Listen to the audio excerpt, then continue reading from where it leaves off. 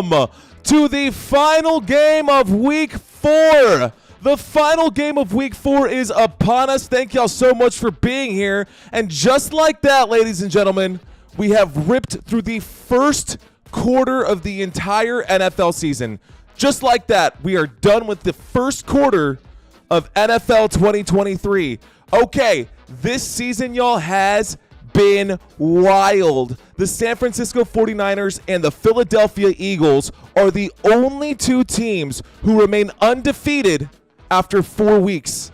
Also, just going to throw this out there, my fantasy football squad is also undefeated over 4 weeks. So shout out to all of you guys who are 4-0 in your fantasy football leagues. Now, on the other side of the spectrum, the Carolina Panthers and the Chicago Bears are the only two teams who have yet to win a game after 4 weeks of football. So, sorry to those of you who are now being nicknamed Owen for being 0-4 or whatever you might be.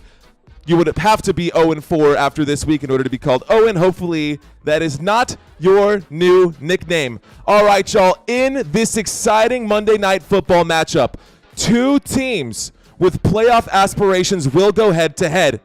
Both of these teams made the playoffs last year. The Seahawks fell to the 49ers, and the Giants lost to the Eagles, ending both of their playoff runs back in 2022. The Seattle Seahawks, coming into this game right now, have a record of 2-1, and they have consistently delivered winning seasons under the leadership of Coach Pete Carroll. They have made the playoffs 4 times in the last 5 years. And on the other side, the New York Giants are facing a 1-2 start, and they're looking to right the ship tonight. The Giants have hopes of building on last year's playoff run, which was their first playoff run since 2016, but they have seriously struggled this season, being outscored 101-40 over 12 quarters of football. They've been outscored 101-40 through 12 quarters of play, y'all. Now, after that nasty beatdown that they got from the Dallas Cowboys in Week 1, they went to the West Coast and split games between the Cardinals and the 49ers.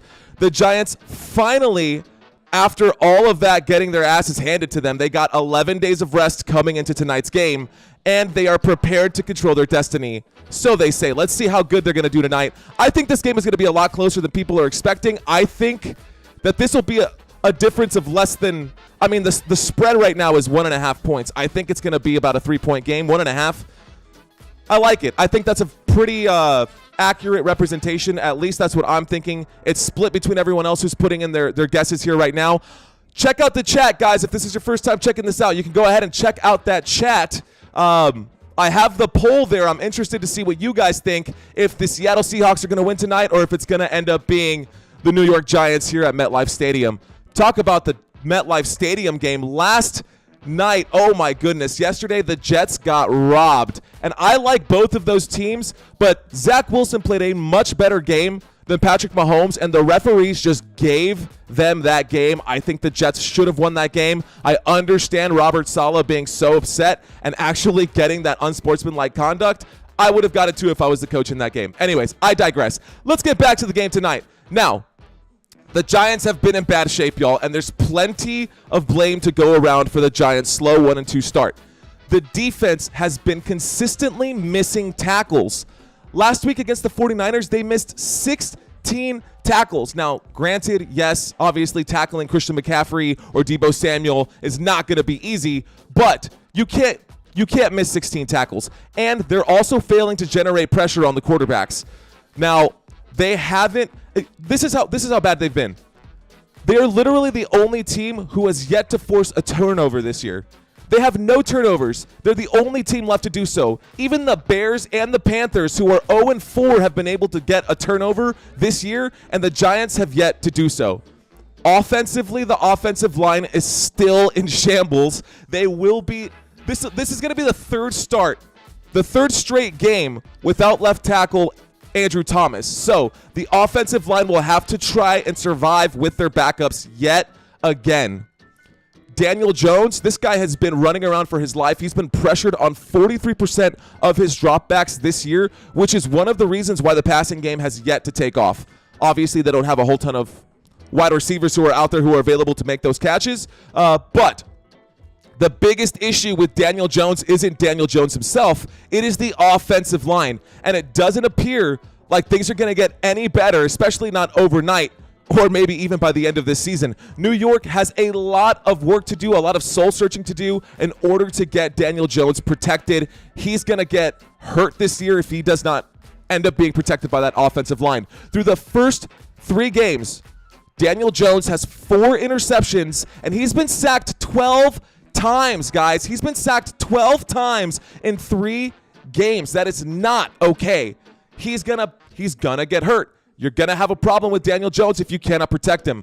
Now, Jones was good against a bad Cardinals team, but against the 49ers last week, he was awful, and against the Cowboys, he was awful. So he likely ended up costing you that week. Now, Daniel Jones has never been known for his ability as a pocket passer. It was always the rushing upside that he had that made him appealing in fantasy football. Given the offensive line struggles and lack of receiving weapons, yet again, Daniel Jones, in order to be relevant for fantasy purposes, he's going to have to rush for like 50 or 60 yards per game, guys. Like, there's no way that you can start him if he's not getting at least 50 yards on the ground. Now, in week 3, last week on Thursday Night Football, which we covered here on Football Nation, Jones only ran the ball twice for 5 yards. Saquon Barkley, again, was out. He will be out again tonight. I'll get into Saquon Barkley here in a bit. But Jones's rushing upside could be tied to Saquon Barkley's injuries here. I think that without Saquon Barkley, the best rusher on this team isn't going to be Matt Breida. It's not going to be anybody else. It's going to end up being Daniel Jones. Now, let's say that, for instance, the Giants offense really does end up figuring out their offensive line issues. Probably not. And they can keep Daniel Jones in the pocket. I don't think that's going to help them too much. Even if they got it right, I don't think that's going to help them too much. His receivers have been underwhelming, and that's being generous. And it may not make a huge difference if the offensive line does finally get healthy. I don't see this team going very far, guys, honestly. From last year to this year, they've definitely gone downwards. Now, a competent defense should be able to handle Darius Slayton, Isaiah Hodgins, Paris Campbell. I mean, even Darren Waller, he hasn't even scored a touchdown at all this year. Now, the one player that I wish got more time on the field for the New York Giants is Jalen Hyatt.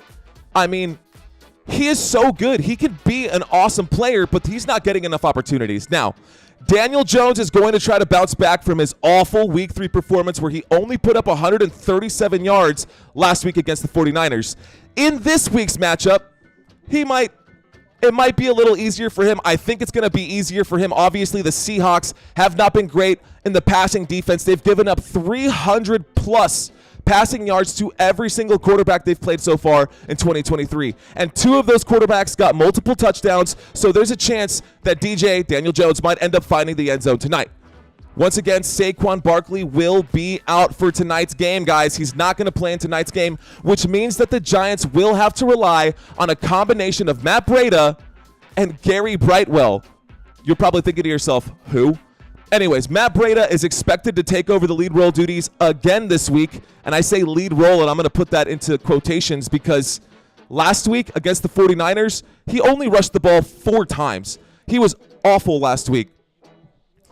So, Matt Breida played 41% of the team's 50 snaps on offense. 41 of the 50 snaps, which is 82%.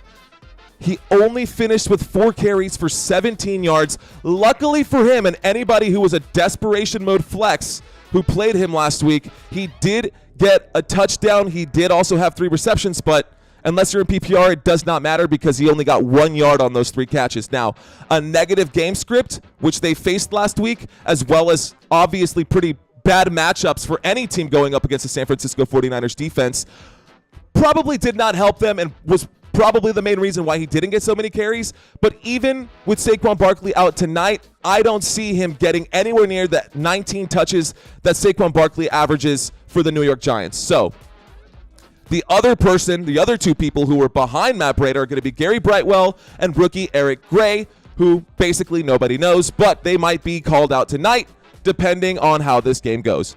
let's talk about the receiver corps for the New York Giants. And what can I say besides the fact that they have been just god-awful since the departure of Odell Beckham Jr. and obviously since the departure of Eli Manning. The Giants are desperate for a wide receiver so that they can make some damn moves. Anybody with two legs and a heartbeat can be a wide receiver for the New York Giants as long as you've got hands on the ends of your arms. The Giants need to get a big game today out of Darren Waller. They have to find Darren Waller, who had a forgettable showing against the 49ers. He's had basically forgettable games the entire season. He is one of only two people who catch the ball for the New York Giants who's gone over 100 yards, but he's barely over 100 yards. Over 3 games, guys. Over 3 games. That's crazy. Waller hasn't been on the team's injury report this week, so that's good. He's healthy this week going into this week. He had that hamstring injury that was bugging him over the first couple of weeks of the season, so maybe he'll be more explosive. Maybe we'll see him perform against a softer defense this week. Now, the Giants picked up Darren Waller from Las Vegas last year, in case you did not know, and after putting together back-to-back 1,000-yard seasons in 2019 and 2020, Darren Waller missed 14 games in 2021. Well, not in 2021. Over the last 2 seasons, he's missed 14 games.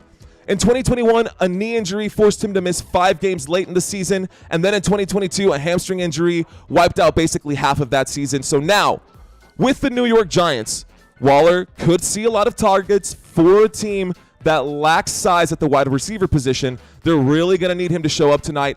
Everybody knows, the defenses know, Darren Waller is going to be one of the main targets for the New York Giants. Darren Waller is going to have to show up today, guys. That's all I can say.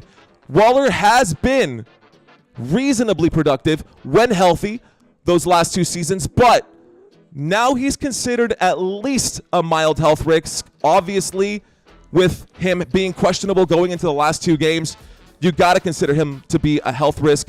He did also turn 31 last month, so we know what happens to players after they turn 30. Damn, what happens to me? I'm already 31. What happens to me? Anyways, ladies and gentlemen, we are still about 18 minutes away from this game right now. Let's continue talking about the pregame right now. My name is Mario Manuel. I am your host for tonight's game. Today we are covering the Seattle Seahawks and the New York Giants. So, we were just talking about how bad the New York Giants have been, talking about how desperately they really need the wide receivers to show up, and they tried to assess that issue during this offseason. The Giants picked up Darren Waller last year. He's not the only new piece that they picked up for Daniel Jones. Paris Campbell and Jalen Hyatt will also be joining the New York Giants wide receiver ranks this season. In college, Jalen Hyatt broke out in a massive way, y'all. In 2022, while attending the University of Tennessee, he caught 67 passes for 1,267 yards. Not even 100 catches. He made those 67 catches, 1,267 receiving yards, and he also had 15 receiving touchdowns. He was en route to commanding 32% target share, which is why I said earlier, this dude needs to be on the field. Jalen Hyatt absolutely needs to see more playing time.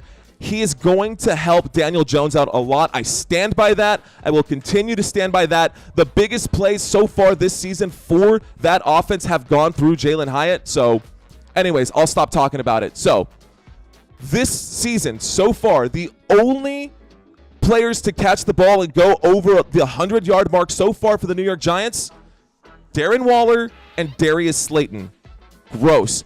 This offense is looking abysmal right now, and the Giants coaching staff is definitely in the hot seat. Over 3 weeks, I'll say this again, the Giants have been outscored 101-40. The New York Giants have struggled this season. Their struggles have been evident, especially in primetime games with Daniel Jones. He's literally never won a Monday Night Football game. They hold a dismal 1-12 record in primetime. So, to make matters worse, they've also been outscored 63-6 in the first half of games. They need to score early in this game, y'all. They need to score early. That is literally the worst performance differential in the entire NFL right now. And one more jab at the Giants. I'm sorry. I do think they're going to turn it around in this game, but I just gotta get through this. Their defense is also averaging 2.83 points per drive, which means they're basically getting a field goal at least every single time they go down the field, making them the 30th in the league per drive. For Brian Daboll's 1-2 squad turning things around, this isn't a must-win game. This is a must-not-lose game. And I know that's basically the same thing. The season is early, but they cannot fall to 1-4 when they've got the Dolphins coming up next, and I think the next game for them is also the Bills. So they don't want to start 1-5. They would 2-5 is manageable. 1-5, you're in trouble. Now, wow, I'm running out of breath already. This defense has struggled. The offense can't sustain drives due in part to mistakes and poor passing protection. This offense can be explosive, and we hope that they could do what they did last year, but we haven't seen that yet. So let's stop talking about Daniel Jones and stop ripping into these guys. They're going to have to put the pressure on Geno Smith tonight. New York is ranked 29th against the rush, giving them an average of 138 yards. But for them to win this game, they're going to have to shut down the Seattle Seahawks.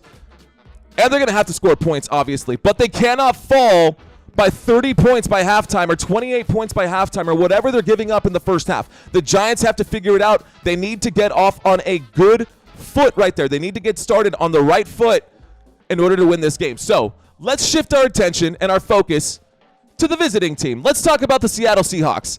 The Seattle Seahawks come to MetLife Stadium tonight, led by their head coach, Pete Carroll. Now, the Seahawks may be having some defensive woes this year, but their offense has been very exciting to watch. Geno Smith has helped lead the Seattle Seahawks to one of the highest scoring offenses in the league. Right now, this team is averaging 29 points per game, and they have weapons on offense, including Kenneth Walker, who's been on fire right now. He's coming into this game as running back 10, still hasn't played in tonight's game. That's after all of those other games Sunday and Thursday. DK Metcalf, you got to know him. If you watch football, you know who DK Metcalf is. Tyler Lockett, and now Jackson Smith and Jigba. However, their offensive line, the Seattle Seahawks offensive line, is a little shaky, which the Giants defense is definitely going to try to take advantage of in today's game.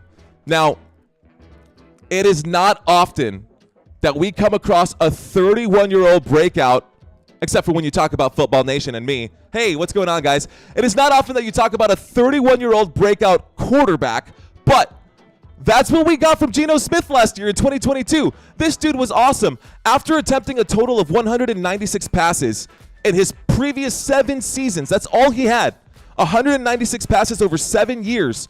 Geno Smith last year led the NFL in completion percentage with 70%. He posted the 7th best QBR in the league, and he tossed the 4th most touchdowns with 30 of them.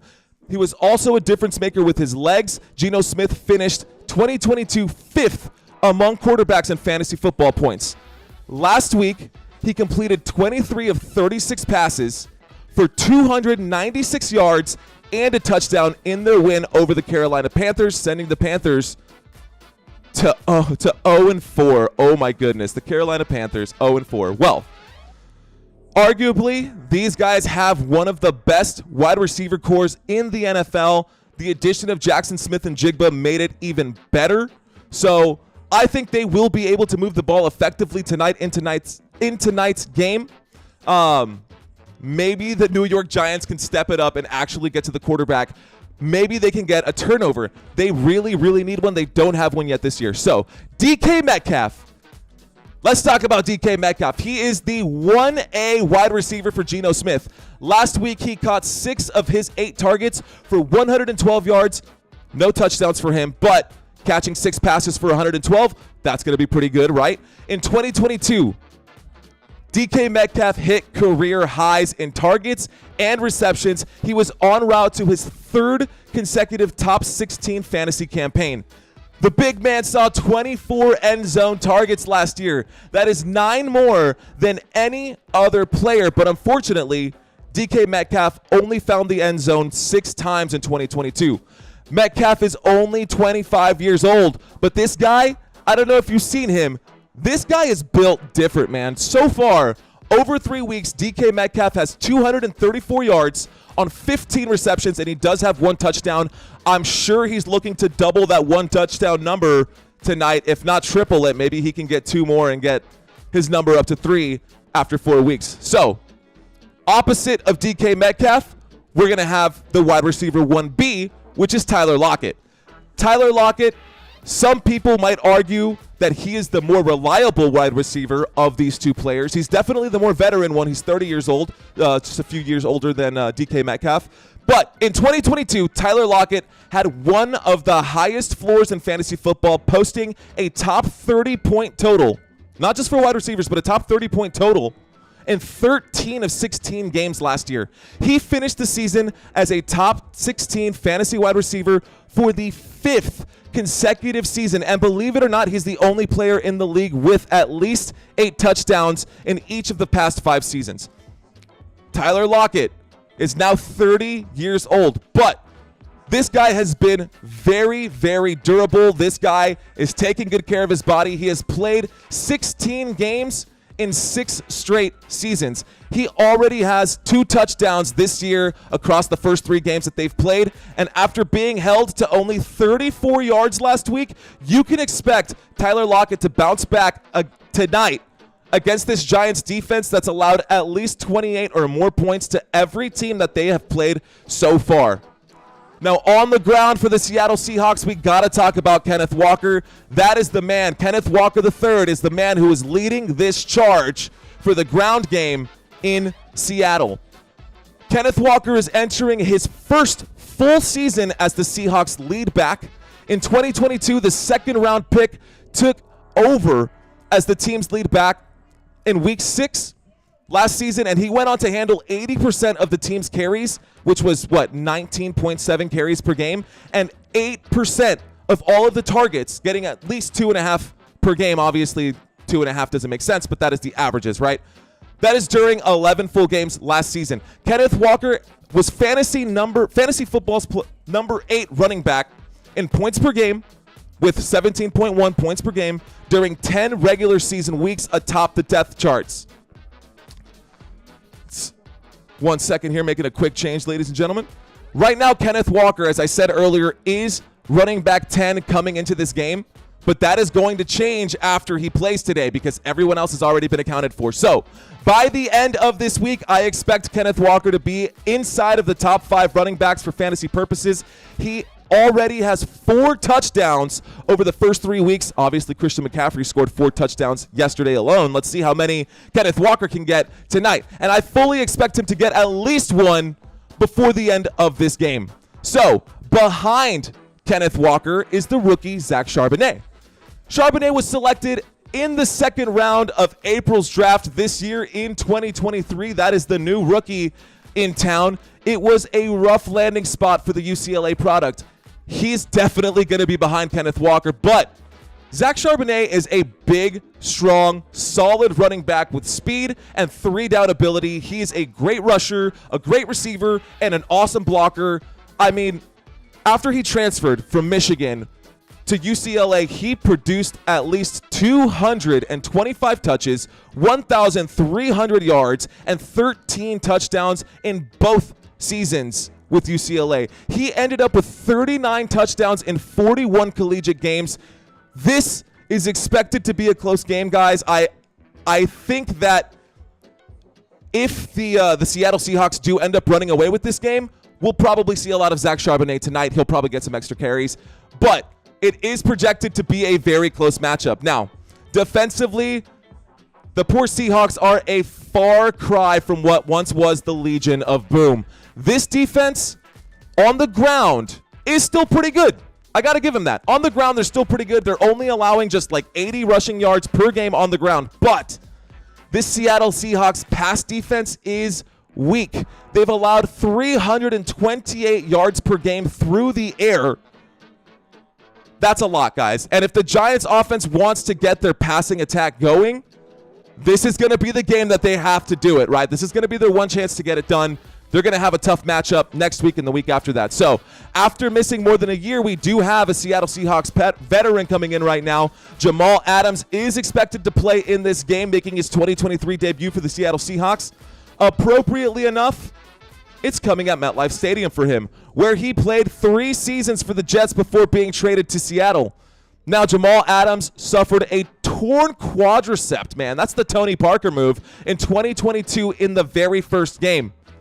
His recovery took longer than expected, but he is back tonight. We're not sure how Jamal Adams is going to be used in this game. He might play the traditional safety spot, or Seattle could use him as a hybrid linebacker who plays inside the box a few times, but he's healthy, he's back, and he's ready to go. The Seattle Seahawks are 5-0 at MetLife Stadium, including their only Super Bowl title in franchise history, which was made in that same stadium at MetLife Stadium. 3 of the 5 wins that they have at MetLife Stadium were against the Giants. So, will the Seattle Seahawks extend their winning streak, or will the New York Giants bounce back from last week's disappointment? Well, ladies and gentlemen, we will find out soon enough, y'all. My name is Mario Manuel. You are watching Football Nation. Thank y'all so much for being here. I appreciate each and every one of y'all watching this stream. You guys are absolutely awesome. I do this week in and week out. Right now, it's Monday Night Football. I know not a whole lot of people were super stoked about this game, but I do not care because I sure am. This is a big game. Look, these two teams, both the Seahawks and the Giants, both of these teams are top 10 teams as far as their popularity goes on Instagram. Probably should have shared this on Instagram. I'm sure 1 or 2 people would have hopped on this stream. But I got to see what Geno Smith is going to do. I am super stoked to see how Geno Smith is going to perform coming out here. I think he's going to have a great shot. Christina says, woo, football. Dave, what's going on, huh? I like Giants. Okay, let's go. Angela, what's going on? Hello to you too, ma'am. Welcome to the club. Hey, guys, don't forget to like the video. Thank you, Christina, for keeping that up. Appreciate y'all. Hey, so normally we pop the chat box up.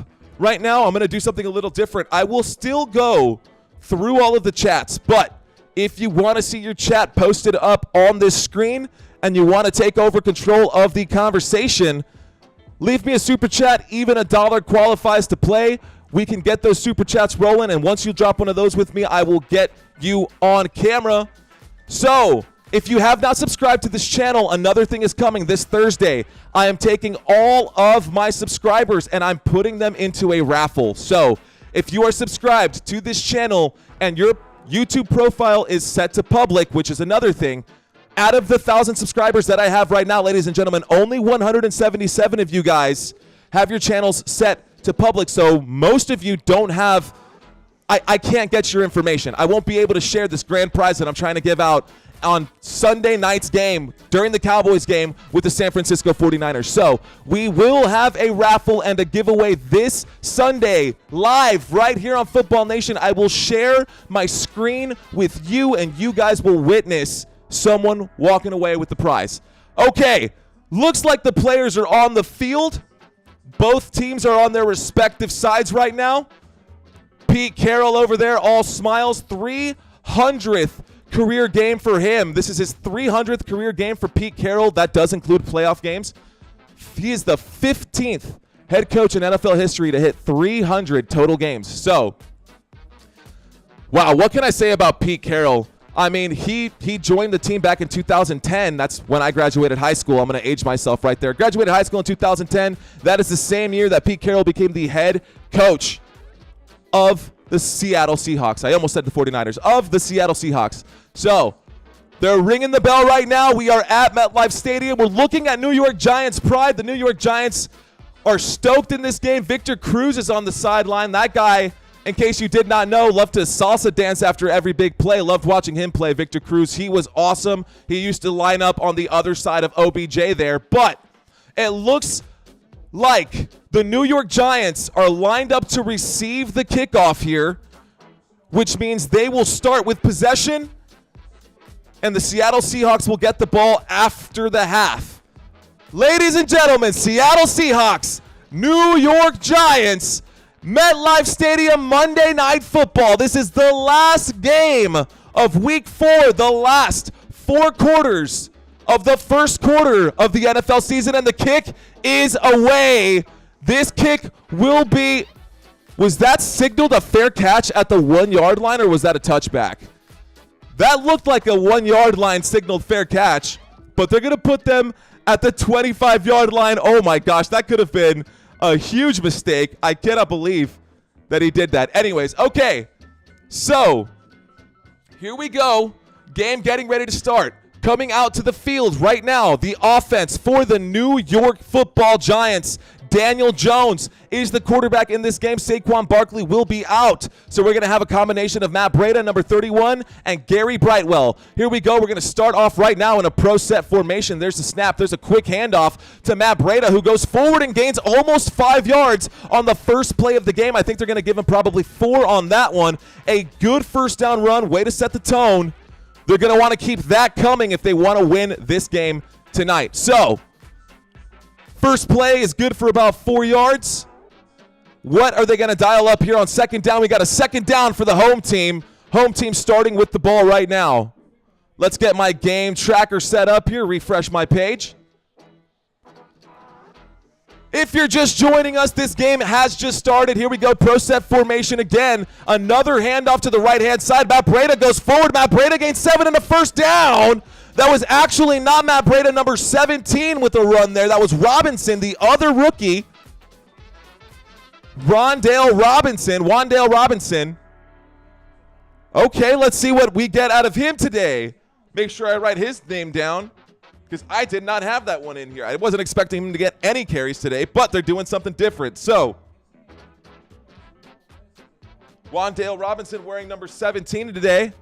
Looks like he was the second-round pick in last year's draft. There's a snap at a single-back formation. Daniel Jones almost gets sacked. He's in trouble. He throws short. That's a good pass to the tight end. That's good for about 6 yards. And it looks like that was Bellinger with the catch there. Definitely needed Daniel Bellinger wearing, looks like number 82 today. Probably been wearing that all season, but I didn't have his number. He is the pick out of San Diego State. He was also drafted in the 2022 draft, a 4th-round pick. So, back-to-back plays for 2022 draft picks, so maybe they're developing them a little bit. They're starting off right now. Looks like the Giants are marching. Second down and 4, ladies and gentlemen. We're on the 43-yard line. There's a handoff right there. Matt Breida goes up to about the 47-yard line, just shy of midfield. Matt Breida good for another first down, New York Giants.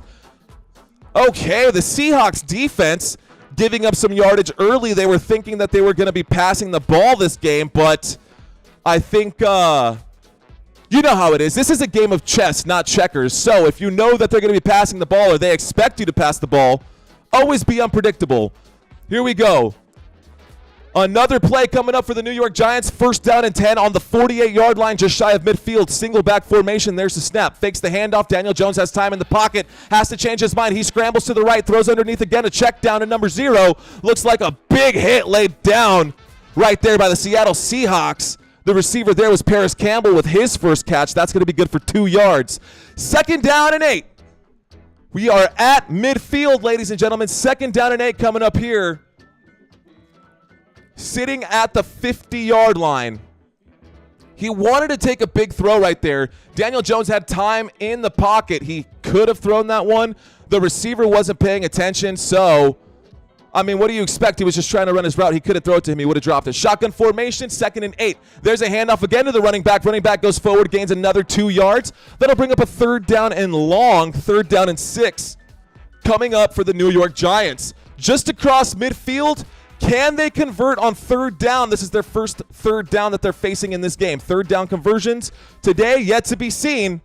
It's going to be 100% or 0%. Let's go. There's the snap, shotgun formation. Daniel Jones looks left. He throws left wide open. There we go. That's good for a few yards right there. And Wan'Dale Robinson, number 17, good for about 9. That's going to be a first down for the New York Giants. First and 10 coming up right here, ladies and gentlemen. First and 10 coming up for the Giants. It looks like they are on the 36-yard line. Good play. Daniel Jones, the pocket holding up right there. He threw it on an out route. It was a shallow out route, but it was enough to get past the sticks. So, First down and 10, single back formation. We do have motion in the backfield. This drive so far has gone for 7 plays. There's the snap. Bellinger on the left side to throw a block. He's got time. Daniel Jones in the pocket. He's going to have to scramble. Use your legs, brother. Nope. He's going to lose a yard there. Took too long to make his decision as he scrambled out to the left-hand side. He will be pushed out of bounds. 1 yard behind the line of scrimmage. So second down and 11 coming up. They are on the Seattle Seahawks 37-yard line, so we are in Seahawks territory and inside of field goal range. They're in good position right now to score as long as there's not a turnover or a big loss right here. So they have not scored more than 6 points in the first half of every single game combined so far. Here we go. Shotgun, single back formation. Daniel Jones in the pocket. Pocket collapses. He runs out to his right. He's on his legs. He's going to wheel. He's going to run. He gets up to the 30, up to the 28-yard line. They're going to mark him down at the 29, so that'll bring up a third down and short. Looks like a third down and 1, maybe 2. Third down and 2. Uh-oh, and Adams once again rocked on that one. Adams, who just came back for the first time for the Seattle Seahawks. Looks like he might be leaving here. Jamal Adams was questionable coming into this game. He is rocked right now. Looks like he's taking off his helmet. I don't know if it's a head injury. Oh, he took a knee to the head. That probably hurt Daniel Jones a lot more than that hurt Adams, because that was a knee straight on to the helmet, the side of the helmet. I'm sure Daniel Jones is feeling that one. Oh, yeah, you can see it in his eyes. That sucks.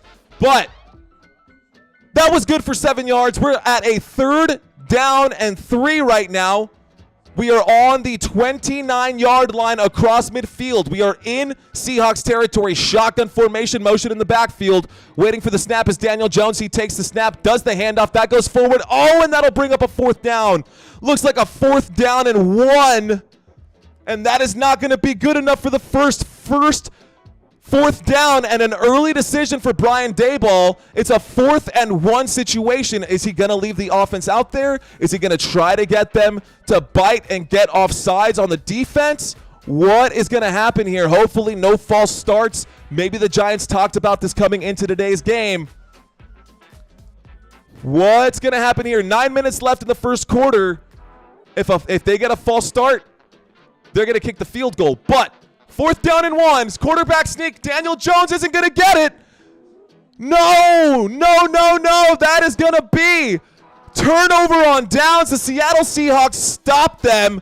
That is not going to be good enough for a first down, at least not from what I've seen. The officials have not marked it.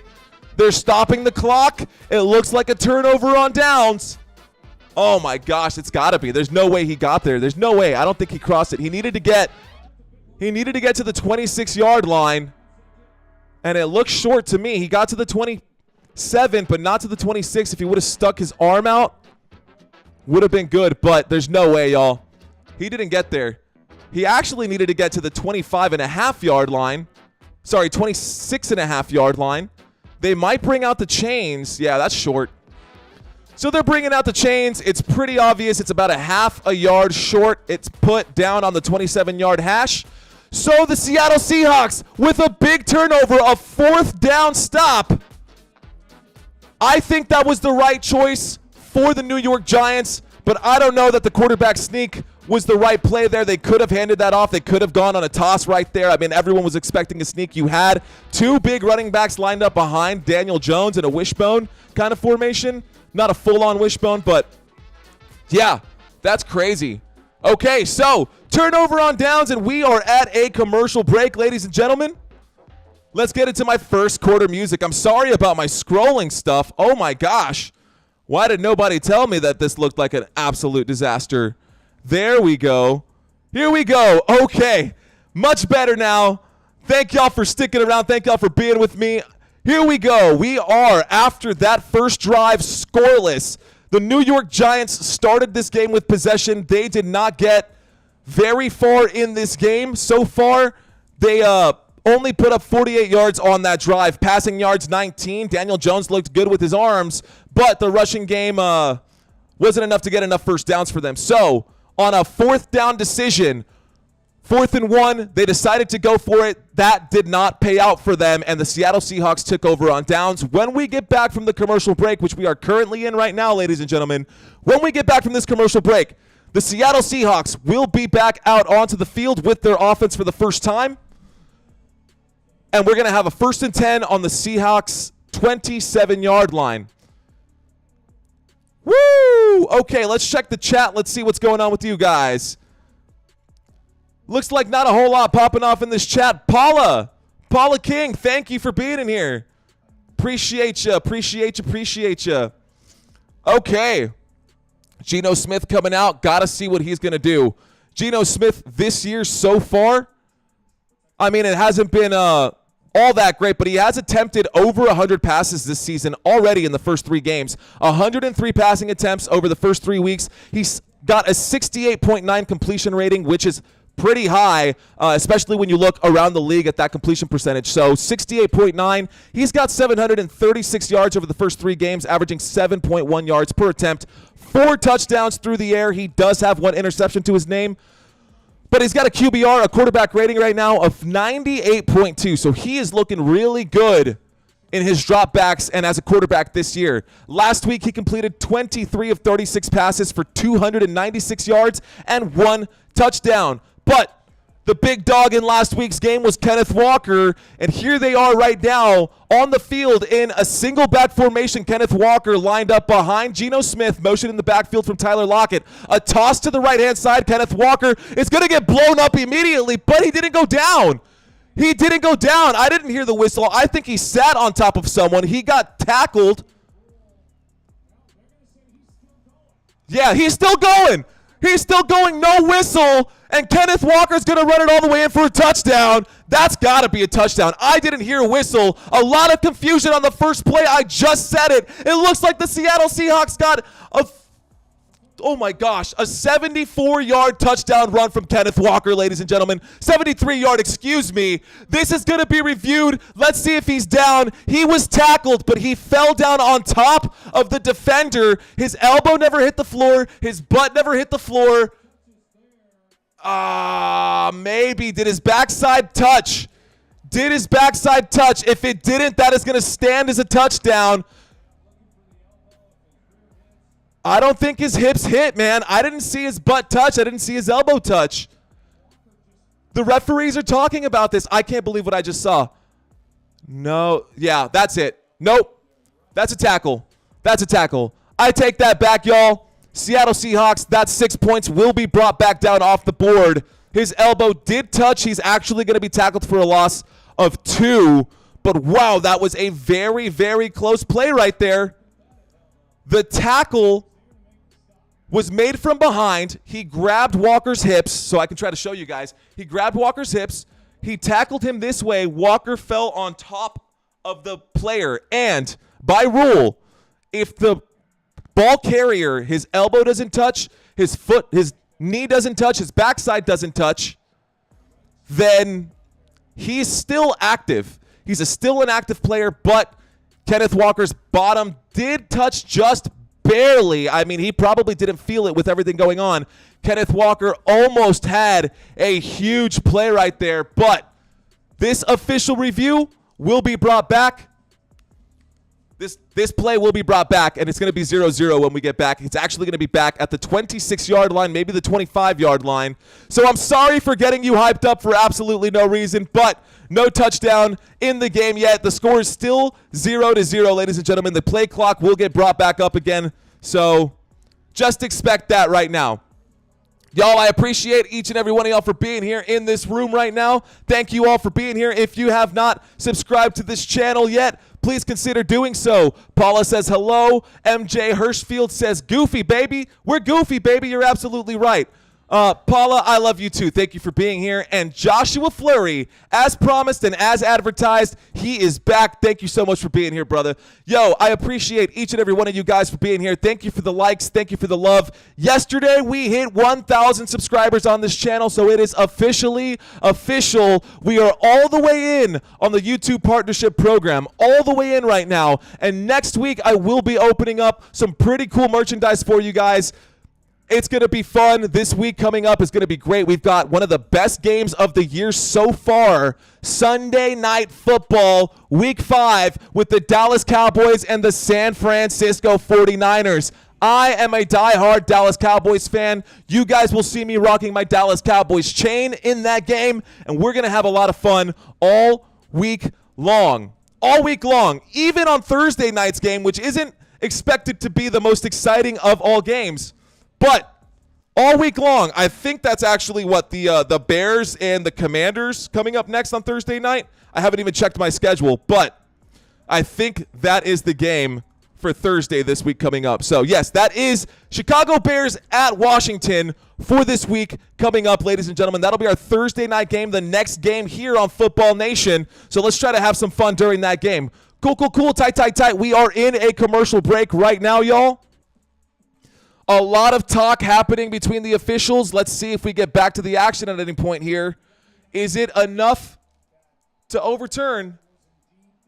And they are going to say that he was down. So Kenneth Walker was down. Here we go in an I formation. Fakes the handoff to Walker here. Throws underneath to number 11. That's going to go forward back to the line of scrimmage, actually. No gain there. Thank you, Paula. Thank you so much for that. I appreciate the kind words. It always makes me feel welcomed. It makes me feel like what I'm doing is worth it. So thank you so much. I appreciate that. So on that second down play, a pass out to the flat side. Geno Smith did complete the pass, but that pass got nowhere as that was back to the line of scrimmage once again. So third down and 12, shotgun formation.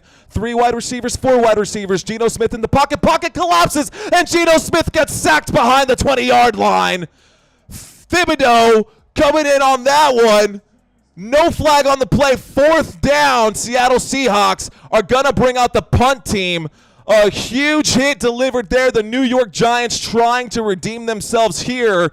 Wow, Kayvon Thibodeau coming in to lay out that hit on Geno Smith.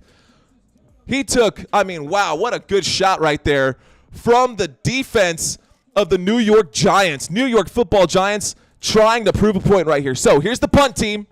He's all the way back on his 5-yard line. There's the punt. That goes up. It is very high, not very deep. It will be signaled a fair catch. Oh, it's muffed. It's muffed. Oh, my goodness. That might be a first down. I think the Seattle Seahawks might have it. Which way is this going? Oh, my gosh. The punt is muffed. It should be the Giants' ball. I hear what they're saying, but the officials haven't called it. Man, these officials have their work cut out for them today. This is a mess. They are signaling Giants ball. It has already been signaled by the white hat official, who is the referee, the one who makes the calls. When he calls it and he says it's official, it's official. How did he miss that one? Oh, my goodness. Right through the hands. Straight through the hands of number 20, the rookie running back. Oh, man. Who got that one? That's for sure Giants. Giants got that one. Okay. Clear on the replay. How are the officials in? This is a tough game. I would not want to be wearing stripes in this one. For those of you who don't know me, I actually do officiate games. I officiate all the way here in San Antonio, Texas. So I love football, man. Right now, football is life. This YouTube channel has been my baby. I've been nurturing it and growing it since late in the season last year. And 9 months into it, we finally hit our margins. But a little bit about me, another thing that most of you guys don't know, I have actually never played a game of football. I've never played 4 quarters of football in my life. But I got roped into fantasy football by some dear friends of mine about 11 years ago. 11 years ago, when I was 20 years old, I got wrapped into fantasy football, and I fell in love with the game immediately. Like, literally, I didn't even know what a tight end was until the day of the draft, my very first draft.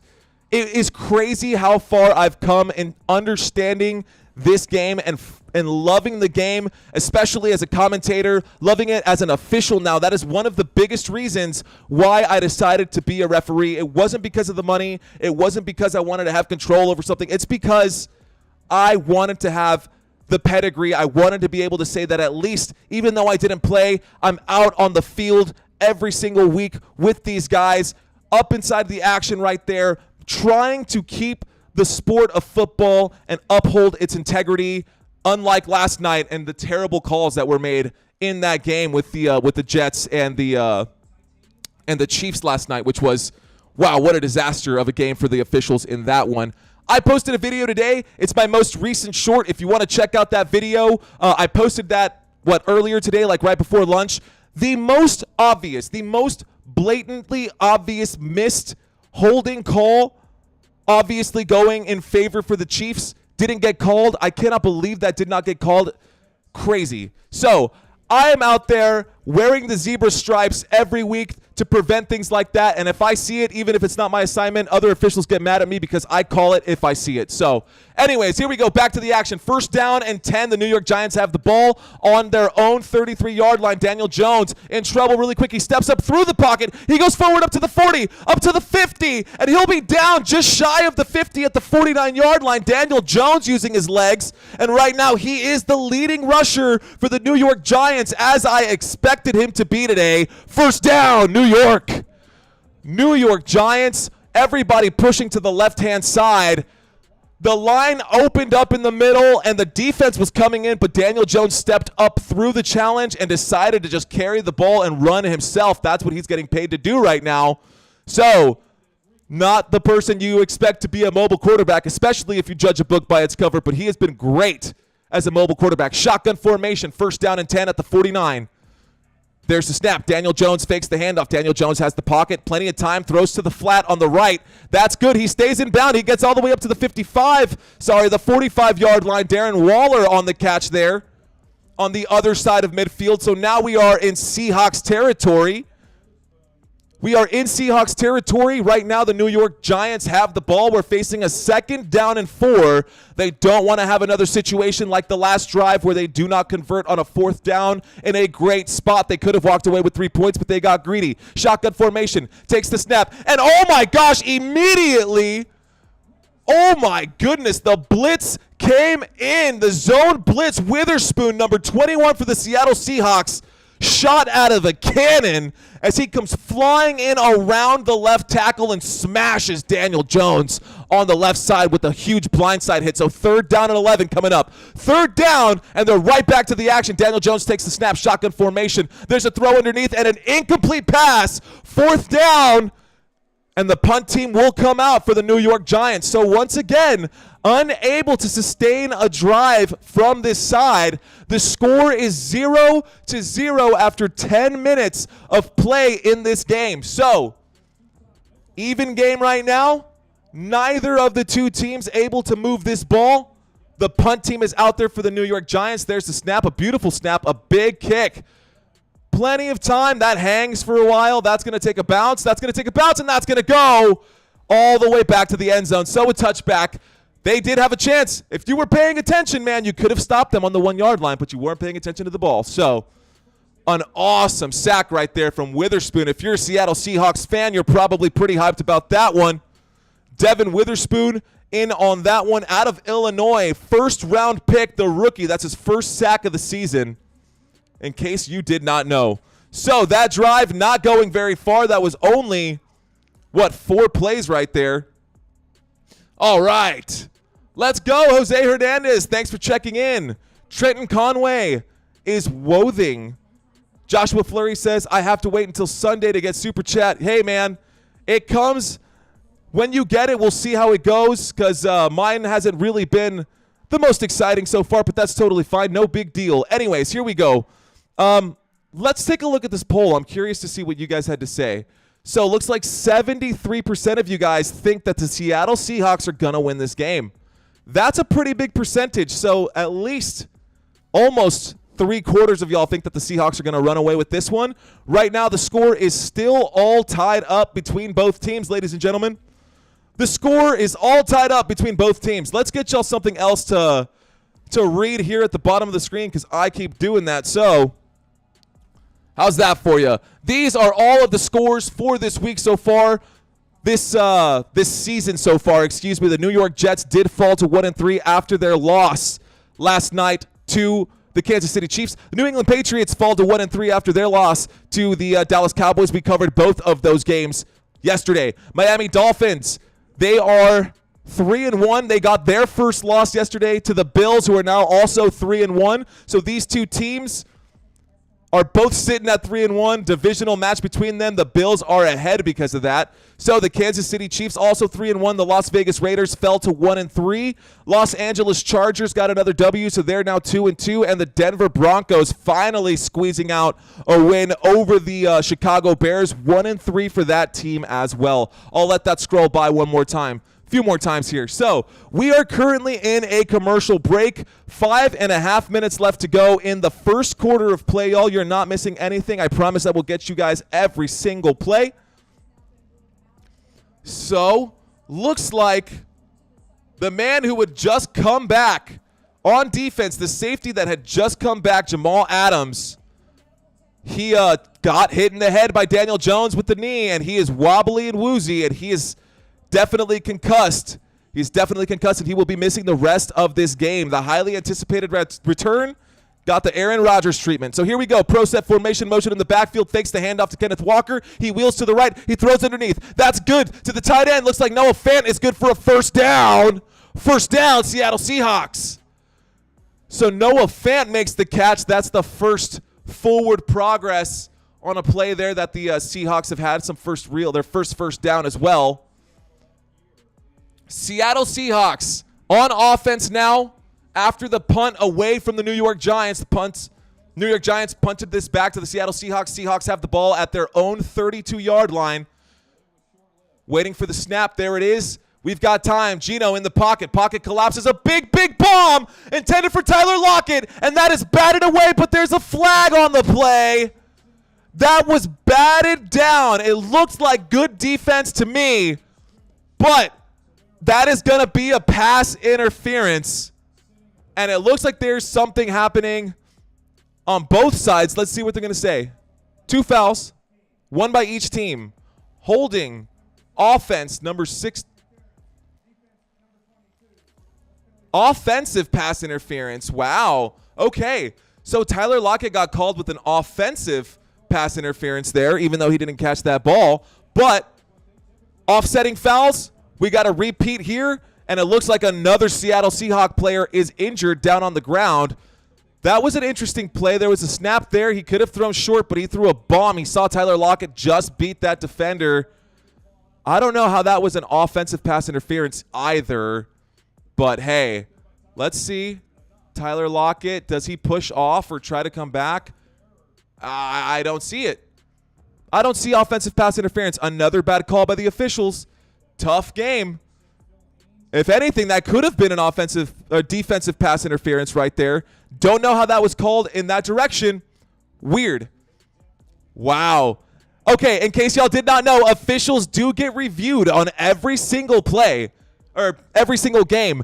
They have a committee. The officials have a committee. Even us at the high school level, we get reviewed on every single game that is recorded, and the college officials will come in, the officials from the SEC, and they will actually see how these crews are doing. Officials are actually parts of crews. So the same 7 officials who are in this game will be the same 7 officials in basically every other game.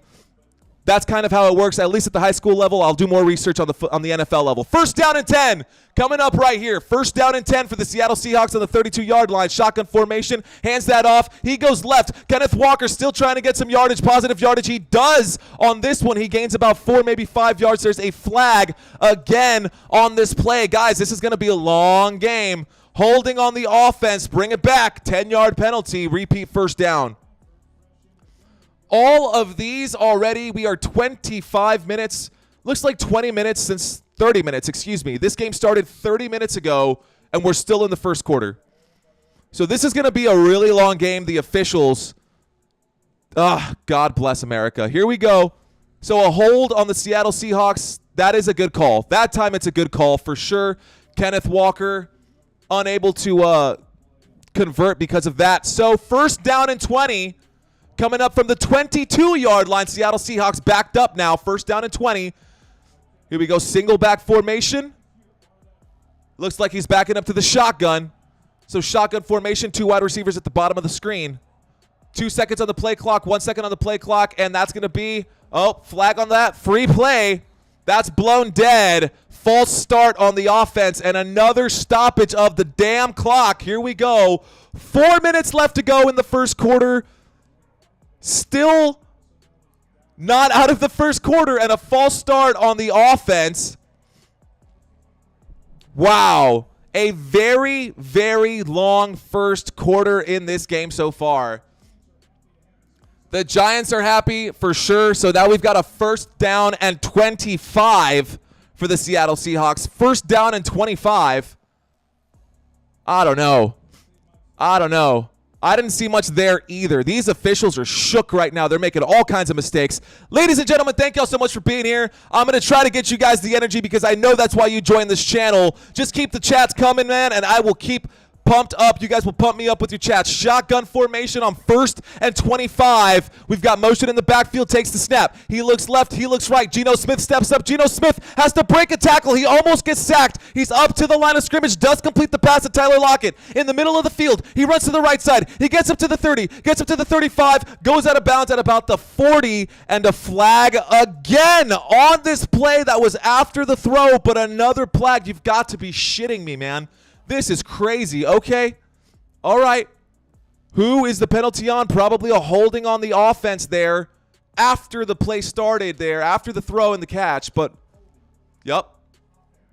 Holding offense, number 14, a 10-yard penalty. Does not matter. That's going to be pushed back. Wow. Okay. How many times have you seen a 1st and 35? That's what we have right now, a first down and 35. The Seattle Seahawks have had the ball in real world time for 15 minutes. It's only taken like 30 seconds off the clock. First down. How is it 1st and 20? Okay, I don't know what the hell that was. We're going to have to talk about that. That is a throw out to the flat that is good for about 2 yards. So 2nd down and 18 coming up. What on earth was that? They were so far behind the sticks, they pushed them back 10 yards. Was it from the spot of the foul? Because they didn't say from the spot of the foul. They just said they were going to push them back. So, anyways, a tough officiating job from the very start for these officials today. Here we go. Empty backfield, 5 wide. Geno Smith by himself. They are on their own 24-yard line waiting for the snap. There it is. He looks left. He throws left. Delivers there. That is good. Back to the original line of scrimmage. That is Thompson on the catch, number 13 for the Seattle Seahawks. A 3rd down and long coming up for the Seattle Seahawks. And a stupid, crazy start to this. 3rd down and 8 on the Seattle 34. And so far, I hate this game. This has been absolutely awful. No scoring in the first quarter. Everything on the officials. Maybe they just want their time on the screen. Here we go in a T formation. Nope. He gets up to the line of scrimmage. Looks like a bit of a wildcat. What's going on here? 3rd and 8. Waiting for the snap. Geno Smith takes the snap.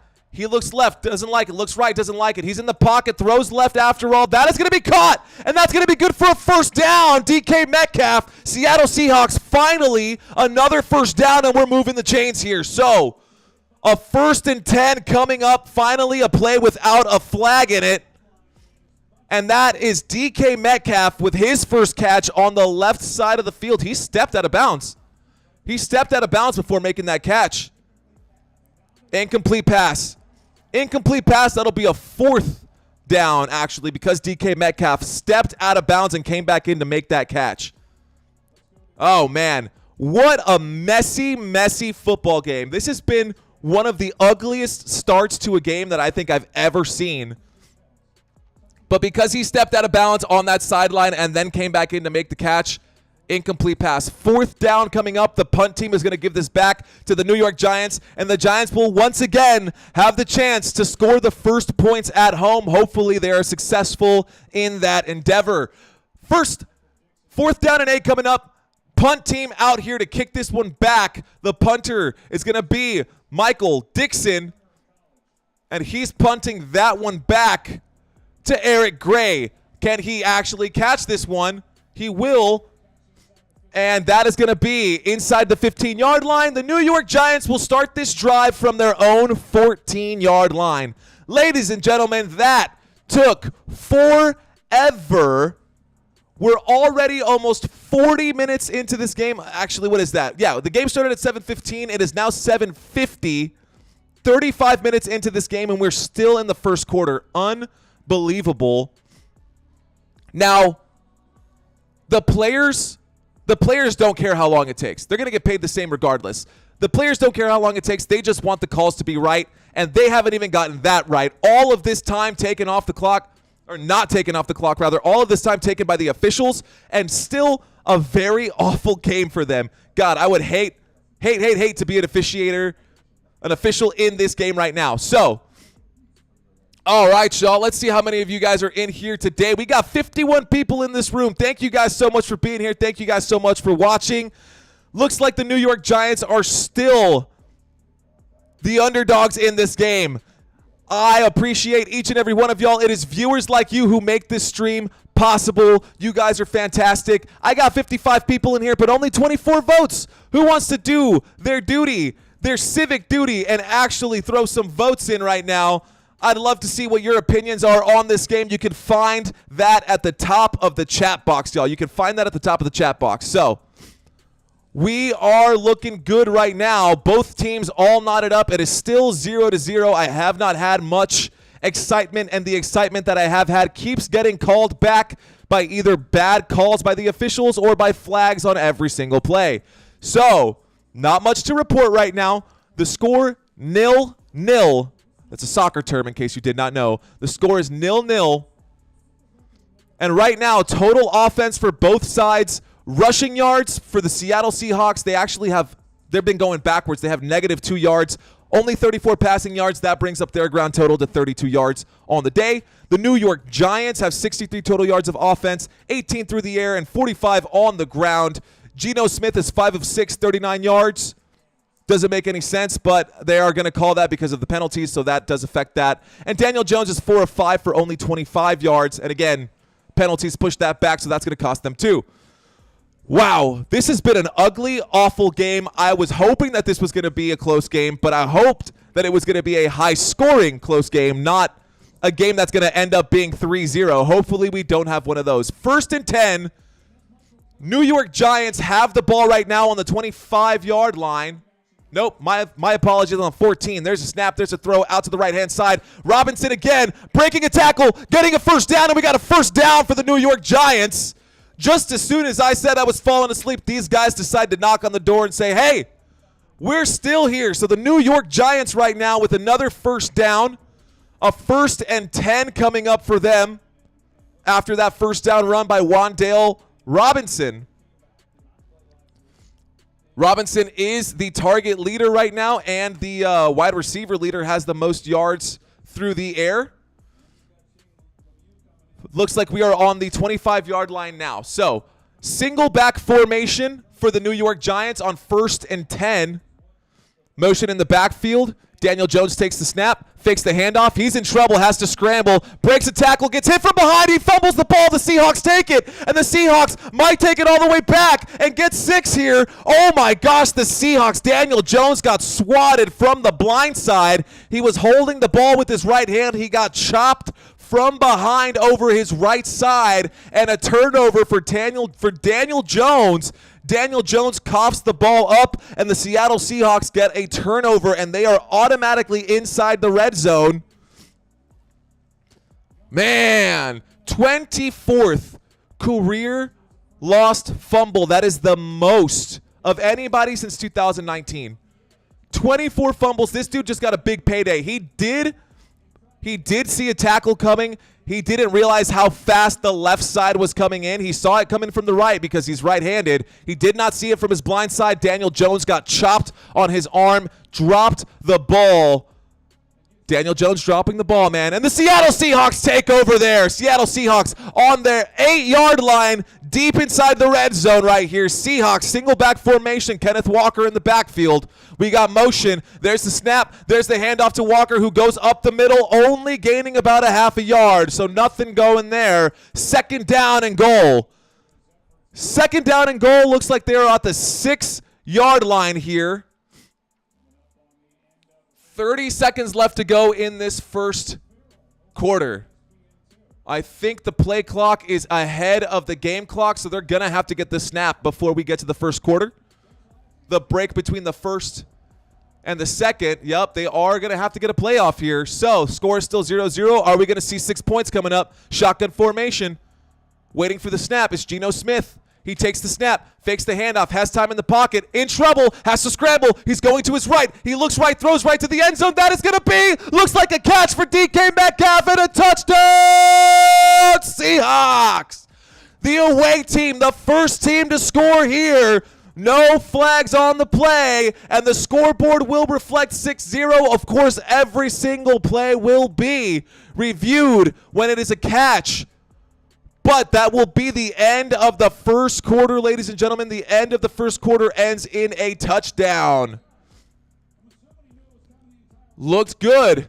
Looked good. I don't see that being overturned. So the score will be 7-0 as we go into this commercial break. We're going to have about 1 minute in this commercial break, ladies and gentlemen. Give me 1 second. I will be back in just a moment. I'm going to go grab myself something to drink. I've been doing a lot of talking. I will be right back, guys. The shotgun formation. Typically used on passing downs like 2nd and long or 3rd and medium, and it has a lot of variations. The quarterback is 5 yards behind the center, and the running back is on either side of him. This is the single back formation. It looks like what it sounds like. The quarterback is under center, and you have a single running back directly behind him. This also has many variations. This is the pistol formation. It's like the single back formation, but the quarterback is 5 yards behind the center, so this buys time for play action plays. Here we have the I formation. It's typically used for short yardage situations.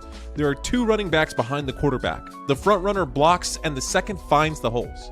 And then of course we have the empty backfield, or 5 wide. The quarterback stands in the backfield alone. Typically, this is used in obvious passing down situations like 3rd and long or Hail Marys. Subscribe to my channel if you want to see more content.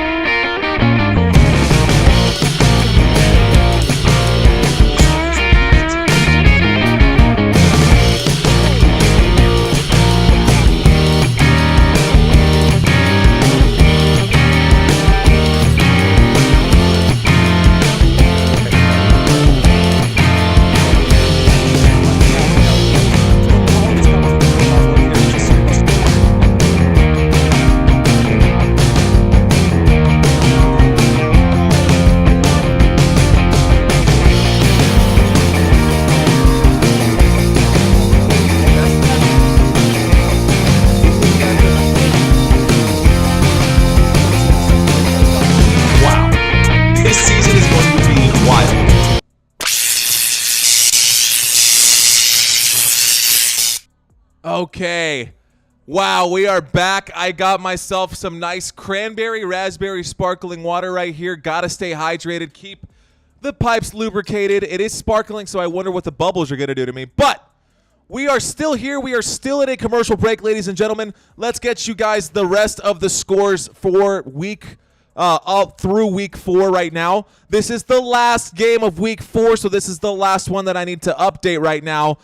Man, I still cannot believe that the Dallas Cowboys lost to the Arizona Cardinals last week. That still bums me out. We should be 4-0, just there with the Eagles. But a lapse of judgment against a much weaker team. We underestimated our opponents, and that is what costed us the game. We got off to a bad start. But we're not here to talk about the Dallas Cowboys. We're here to talk about the New York Football Giants and the Seattle Seahawks. The Seattle Seahawks coming into this game 2-1. And the New York Giants coming into this game 1-2, looking to even it up against this team. But they trail at the end of the first quarter by 7. 7-0. The New York Giants will be getting the ball here once they kick this one back to them. Here's the kickoff, ladies and gentlemen. Let's see if it will be returned. It's a low kick. It looks like it's going to take a bounce, and that's going to be returned. Okay, at the 10. At the 12. He makes people miss. 2 broken tackles up to the 20. 20, yeah, right at the 20. He'll be dropped at the 20. I thought he was going to break free. It looked good. Oh, hydration, so good. Flags at the end of it, probably unsportsmanlike conduct or unnecessary roughness. Let's see what that flag. Another flag. How many flags are you going to throw? Hey, Christina, if you're down there and you can hear this, you might as well bring me my flag that's sitting in the closet so I can start throwing yellow flags too. That would be funny. I think I could definitely do that. Anyways, So, another flag. What are they going to say? I'm sick of this, honestly. But, what do you got, officials? Personal foul, unnecessary roughness, return team, Brightwell, half the distance to the goal. So, instead of starting on the 20-yard line, they're going to be on the 10. So, first down and 10 and a really long field. Already, stupid mistakes by the New York Giants, getting frustrated early. This is not what you want your team to do. What is Brian Daboll doing? The head coach of this team has not shown that he has taught his team discipline. Here we go, 1st and 10, single back shotgun formation, fakes the handoff. Daniel Jones trying to find the blockers in front of him. That was a designed run for Daniel Jones. He goes forward and gains 2.5, maybe 3 yards on that one. He'll be brought down. And finally, we have a play that ends inside of the game, or inside of the white lines with no flags. The clock is ticking. 14.5 left to go in the first half of this game, y'all. The first drive was their best drive. They had 11 plays, got just outside the red zone, didn't get inside the red zone, but they tried to go for it on 4th and 1 and did not convert. Shotgun formation. There's a handoff to the running back. That is going to go forward for about, looks like 4 yards. Yeah, about 4 yards. So a second down carry, good for 4 yards, keeps them on schedule. That's going to bring them just short of being on schedule. Matt Breida with that carry. Shotgun formation once again. Daniel Jones takes the snap. Pocket. He's going to run up, step forward. Jones, you're going to have to throw that one. That's good to Matt Breida. He does make the catch and a big first down. He almost dropped that one. He thought he was going to start running before he made the catch, but he changed his mind and made the catch before he started running. He ended up having to fall to control it, but he did get the catch and a first down to Matt Breida. That's going to be a catch and a first down. He goes down at about, was he tagged? Yes, he was tagged. He got tagged at about the 33, maybe the 34. Actually, that's almost to the 40. So here we go at the 38-yard line. Shotgun formation motion in the backfield.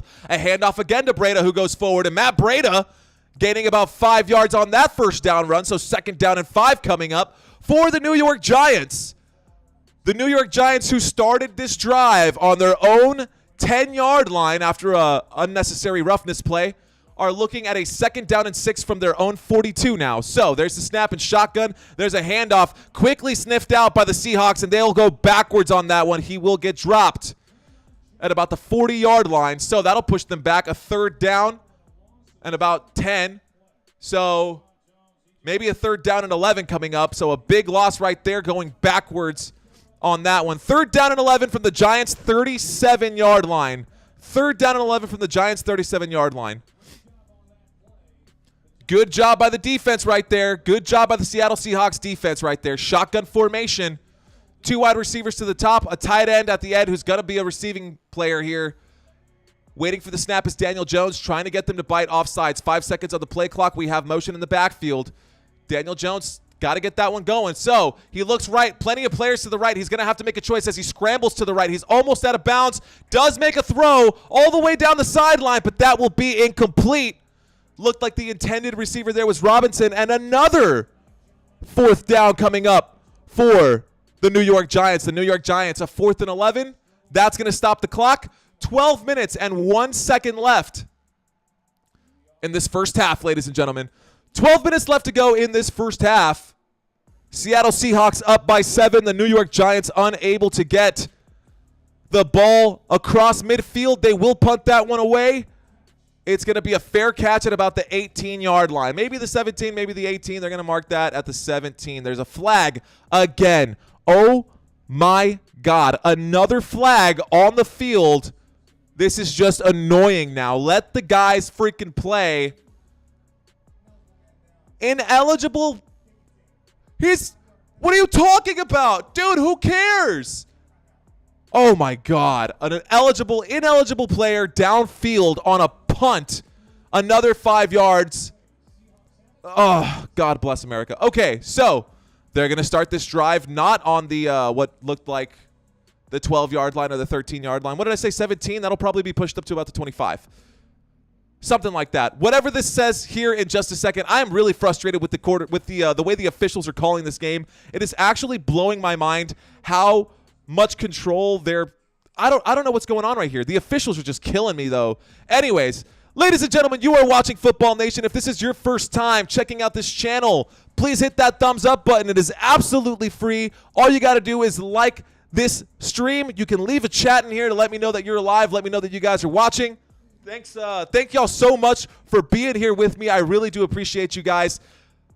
My goal is to one day be able to actually use this channel to make a full-time living. I hope that I can turn this YouTube channel into more than just a channel. I want this to be a flourishing business, and I hope that all of you guys are here with me as I make this journey. I know it's a lot. I know it's a lot to ask for, and some people think that it's a drunk man's wish, or I'm on drugs or something crazy like that.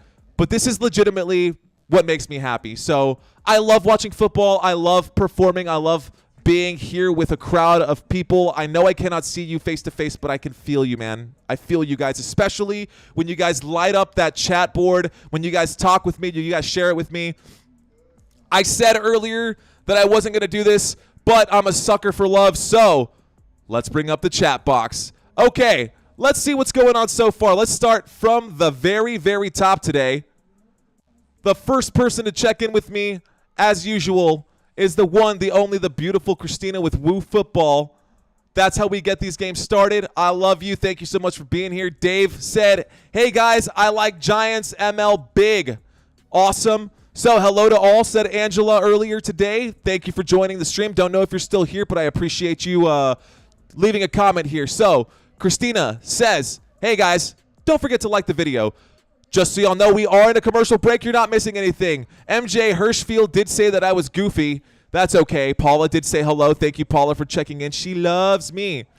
Joshua, he's back after last night. He was with me for hours yesterday. I appreciate you being here, brother. Paula, thank you so much for giving me those kind words and the words of encouragement and enthusiasm there. Jose Hernandez doesn't care what game it is. This guy's a diehard Eagles fan. Here we go. An interesting formation by the Seahawks. We have motion in the backfield. Fakes the handoff right there. Geno Smith does throw up the middle. That is caught for a first down. First down, DK Metcalf and the Seattle Seahawks. No flag on the play. No flag on the play there. First down. Big first down from the Seahawks. So, moving the chains, which is exactly what we need. Got to keep those chains moving, y'all. Keep those chains moving. During the commercial breaks, I will cut to the chat box if we've got plenty to talk about. If not, I've got some stuff prepared here for you guys. So shotgun formation, takes the snap, fakes the handoff. No, actually does hand that off. It looks like that's to Zach Charbonnet, who gets maybe 2-3 yards. There's going to be a holding on that one, a flag on the play. Again, another GD flag on this play, holding by the offense. That's fine. I mean, holdings are fine, but, like, come on, dude. All these false starts for, like, barely a flinch. No one's getting hurt. No one's getting the advantage. Like, I guess false starts are sure, right? But how about last night when you missed the holding calls, or when you called a horse collar tackle that was nowhere near a horse collar tackle, or when you call a holding that was nowhere near a holding, or even in this game a pass interference on the offense, which was nowhere near a pass interference on the offense? These officials need to start getting it right, because it's starting to piss me off, man. Okay. Holding will make this a first down and 10 for the Seattle Seahawks. Seattle Seahawks, first down and 10 on the 28-yard line, shotgun formation. We've got 3 wide receivers to the left side. Motion in the backfield. There's the snap. Geno Smith throws to the left side, and that's going to go forward. Zach Charbonnet gains about, looks like 7 or 8 yards, just shy of the original line of scrimmage. They're going to mark it down, second down and 11 on the Seattle Seahawks 37-yard line. Seattle Seahawks on the 37-yard line, second down at 11. 10.5 minutes left to go in the first half of this game. The score, 7, Seattle, 0 for the New York Giants. Come on, guys. Let's see some points. Let's watch some football here. We've got a pistol right now. A pistol formation waiting for the snap. Lined up behind Geno Smith is once again Zach Charbonnet. Geno Smith has plenty of time in the pocket. He throws that gets batted. He catches his own rebound. He can't throw again. He has to run. He will lose 2 yards on that one, but he caught his own rebound, his own deflection. That was tipped at the line of scrimmage as he threw that, and Geno Smith got his own throw batted right back to him. Reminds me of Brett Favre. His first completed pass in the NFL was this same situation. Brett Favre's first completed pass was to Brett Favre. Just like that happened. Fun fact, 3rd down and 13 coming up for the Seattle Seahawks on their own 35-yard line. Geno Smith walking out to the sideline. He's limping a little bit. I wonder if he's gonna need a second here. Geno Smith is coming off the field right now. Looks like he took a hit. I wonder if he's going to be okay. He walked slowly to the field, to the sideline there. He's back. He's coming back. He walked out to the sideline. Looks like someone stepped. They fell. Oh, yeah. Geno Smith got his right ankle rolled up on. Simmons fell, landed. He's going to have a sprained ankle for sure on that one. Geno Smith. Uh-oh. So, he's okay. He's fine. He's going to get looked at probably. 3rd down and 13. Once again, we have nothing happening right now. The clock is stopped. Camera's just panning to a bunch of different players. A bunch of nonsense is happening right now. This is absolutely killing me as a commentator. I need to get some football on the goddamn screen. Excuse me. But I do. This is starting to get really frustrating. So, 35-yard line. When we get back to the action here, I mean, he got tackled outside. He was already running out of bounds. He shouldn't have been hit. That could have been unnecessary roughness for sure. Geno Smith was outside of the line already, and then he got landed on. He could have broken his ankle when he was already out of bounds. So I understand the frustration there. That's fine. Empty backfield, 5 wide, 3rd down and 13 coming up right here from the 35-yard line. Seahawks waiting. There's the snap. Geno Smith has to sidearm, and he throws. Oh, my goodness. Almost an interception right there on that sidearm throw. Thibodeau coming in once again. Got his left hand to it. Incomplete pass from the Seattle Seahawks. And the New York Giants have still not been able to get an interception in their first. So far, what is this? This is the second quarter of their. So in 13 quarters, not one interception. 3 games and 1 quarter, no interceptions at all. No turnovers at all. No fumbles, no interceptions. New York Giants looking rough on defense, but right now on offense, Geno Smith and squad looks pretty rough, man. If Geno Smith goes out, Drew Lock will be the starting quarterback or the quarterback for the remainder of this game.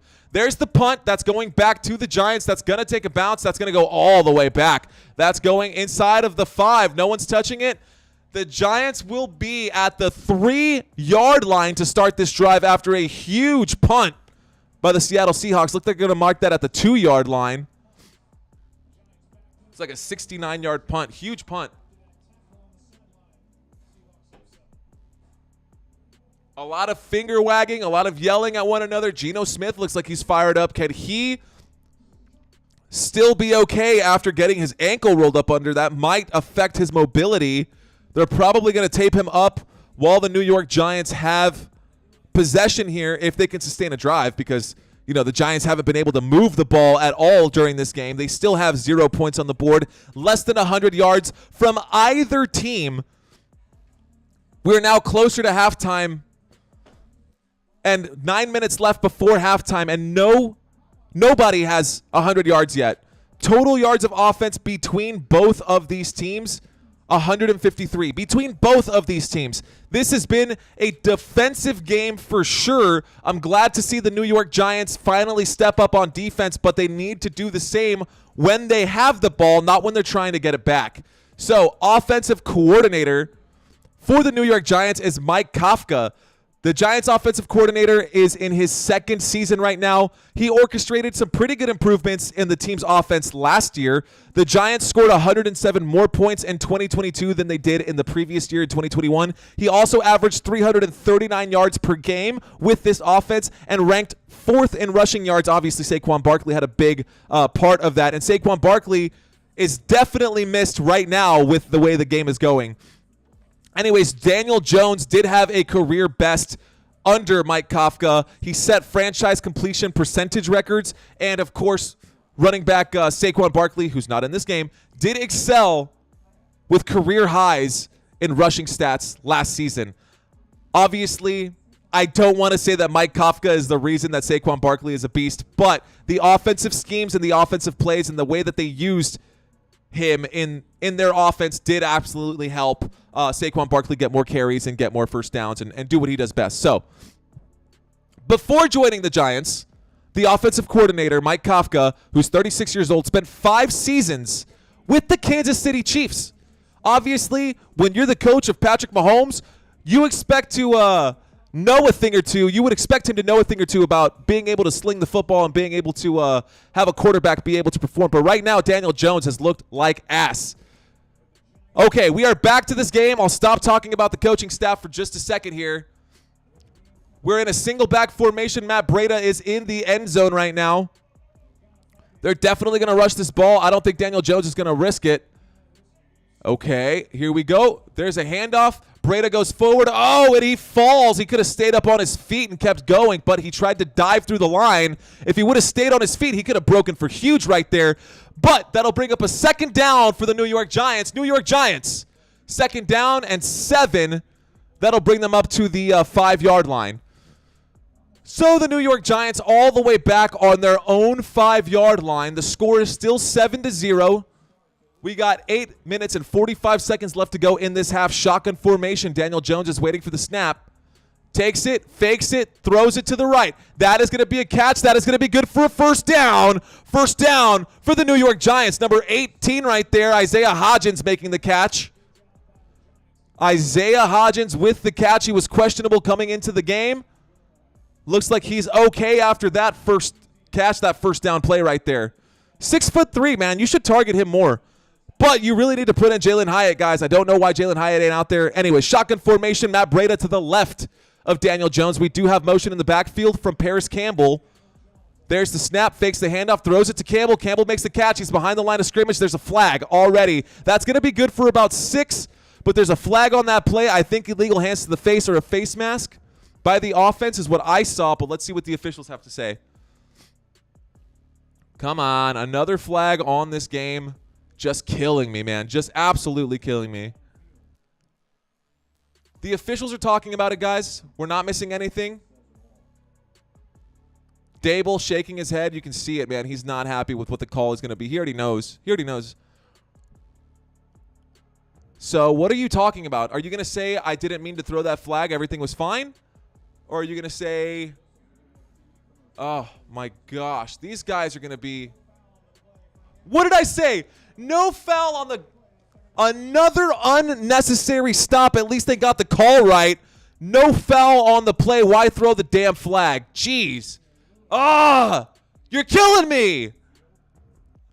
No foul on the play. Just had to stop the clock because they wanted to. 7 minutes and 59 seconds left to go in the first half of this game. Shotgun formation. Daniel Jones takes the snap, hands that off to the running back. Running back goes forward, gains 1 yard on that play. Matt Breida, good for 1. That'll bring up a 3rd down. 3rd down and 4 on the New York Giants 22-yard line.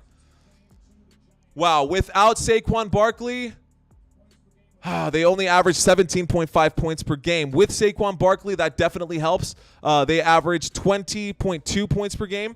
It's not a huge difference, but 3 points is less than the margin today. So empty backfield right now. Matt Breida coming actually back to be with Daniel Jones for extra protection is my assumption. Daniel Jones takes the snap. He's got time in the pocket. He throws to the right underneath to Breida. Breida's going to make the catch. Breida's going to go forward. Up to the 30. Up to the 40. He stays in bounds. Up to the 45-yard line.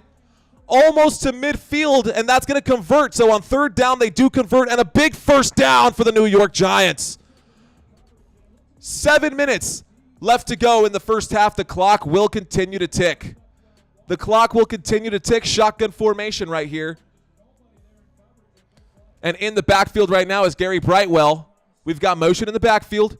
Coming down from the top of the screen. Takes the snap, hands that off. That's going to be a run to the right-hand side. Oh, he gets blown up. Dang, he gets hit hard. Witherspoon there. That's still good for a 1-yard gain, but that was a hard hit right there by the Seattle Seahawks defense. 2nd down and 9 on the New York Giants 45-yard line. 6.5 left to go in the second quarter. Shotgun formation. Jones takes the snap. He looks left. He throws left. Makes a connection there. That is a catch across midfield. Isaiah Hodgins with another catch, but we got another third down coming up for the New York Giants. Third down for the New York Giants. I mean, wow. He totally just ignored his blocks. He had blocks he cut too far.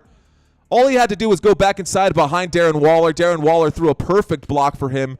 The rookie did not see the play.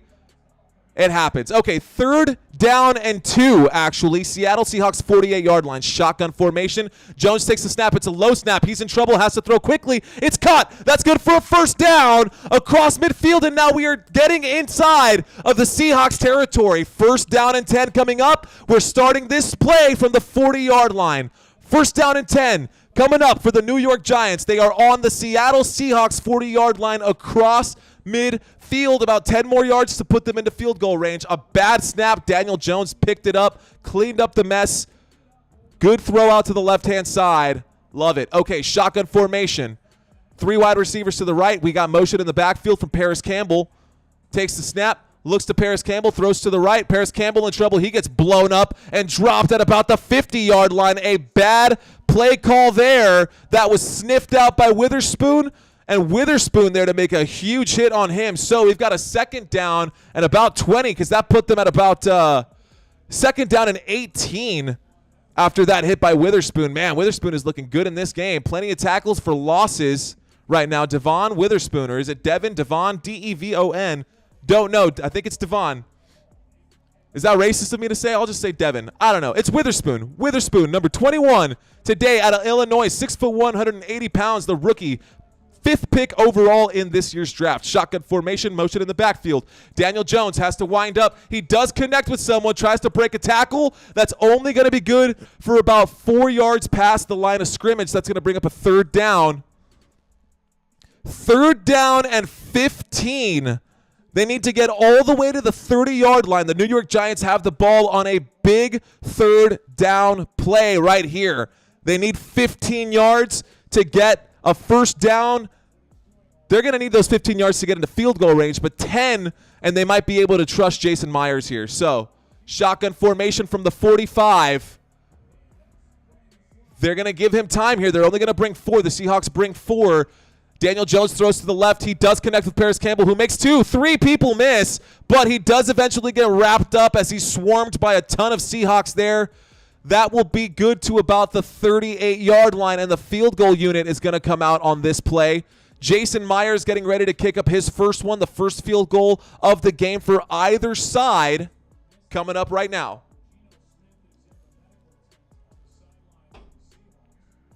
Geno Smith is in the medical tent on the sideline for the Seahawks.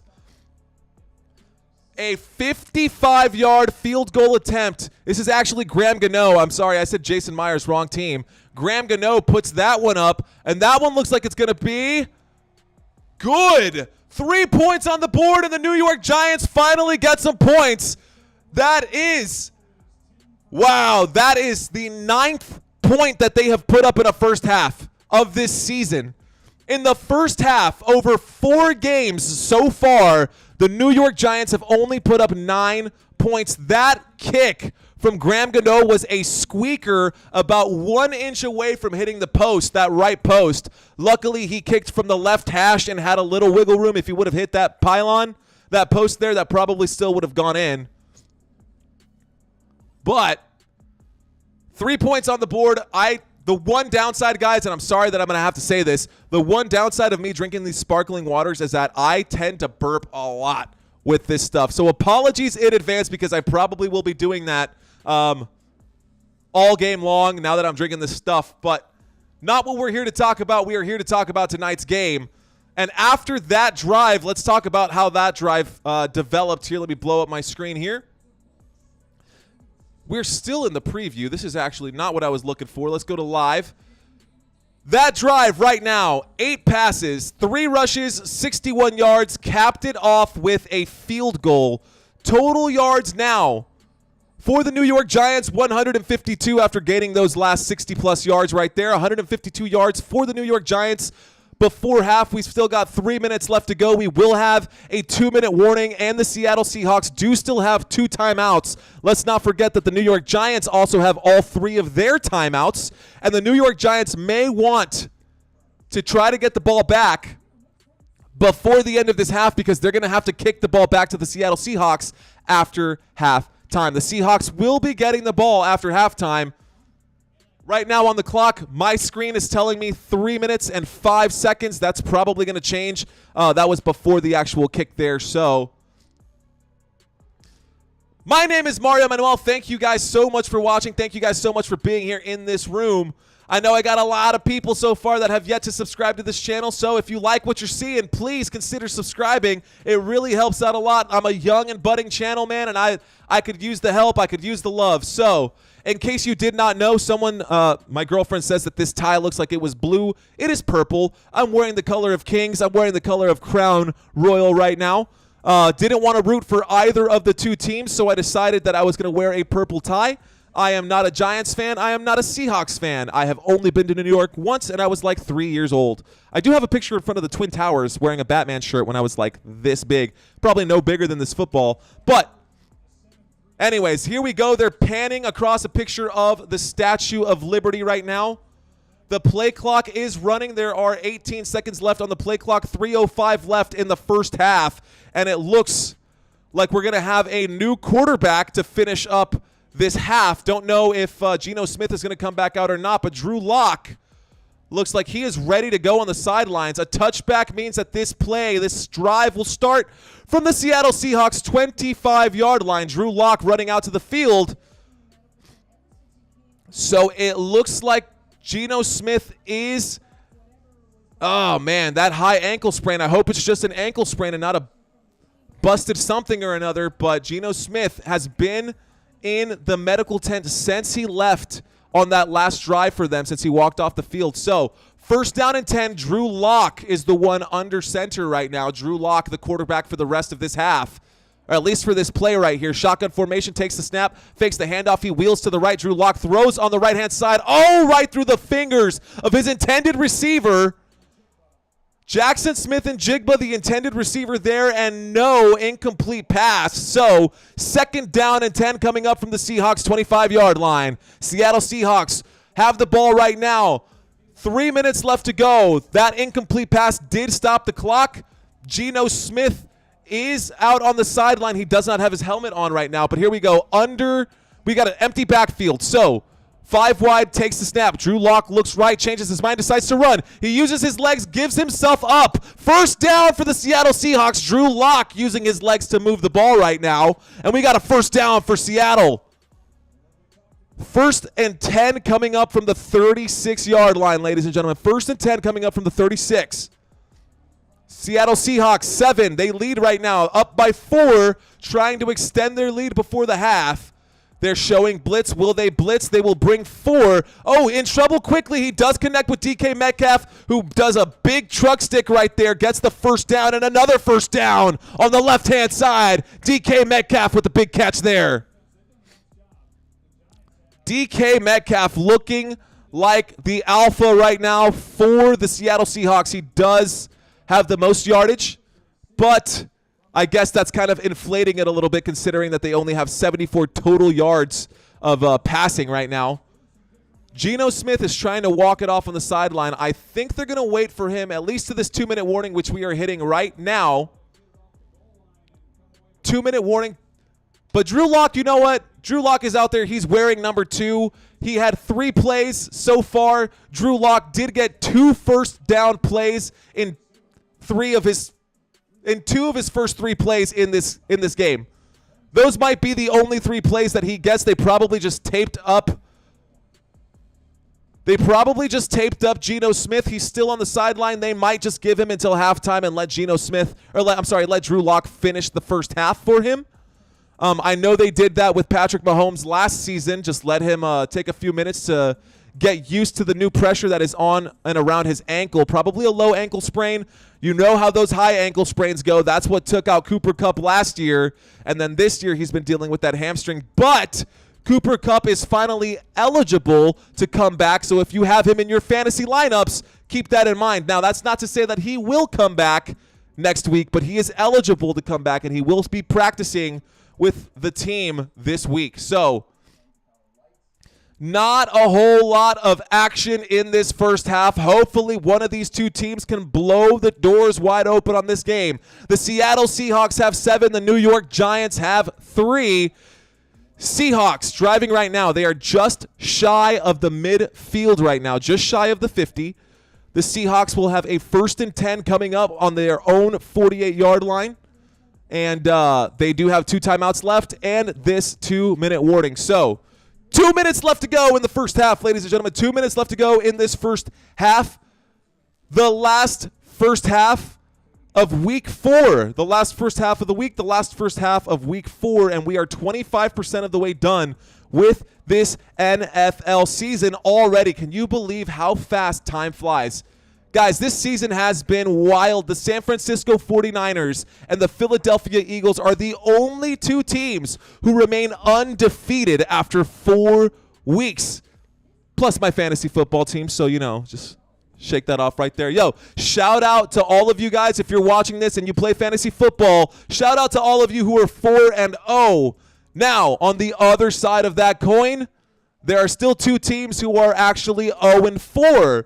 And hopefully you are not being called Owen in your league, being 0-4 in your fantasy league as well. So those 2 teams, the Carolina Panthers and the Chicago Bears, they have lost all of their first 4 weeks. The Chicago Bears, man, oh, look at that. Geno Smith is actually being carted to the back. I think he might be he's still got his helmet on. I don't know what's going to happen. Let's find out. It looks like they're going to scan him. Drew Lock is the quarterback at the moment. Shotgun formation. Shotgun formation here. We've got Kenneth Walker in the backfield to the right-hand side of Drew Lock. Takes the snap. Kenneth Walker throws a block on the blind side. Needed that, but Drew Lock not as accurate as Geno Smith. That one was intended for Tyler Lockett.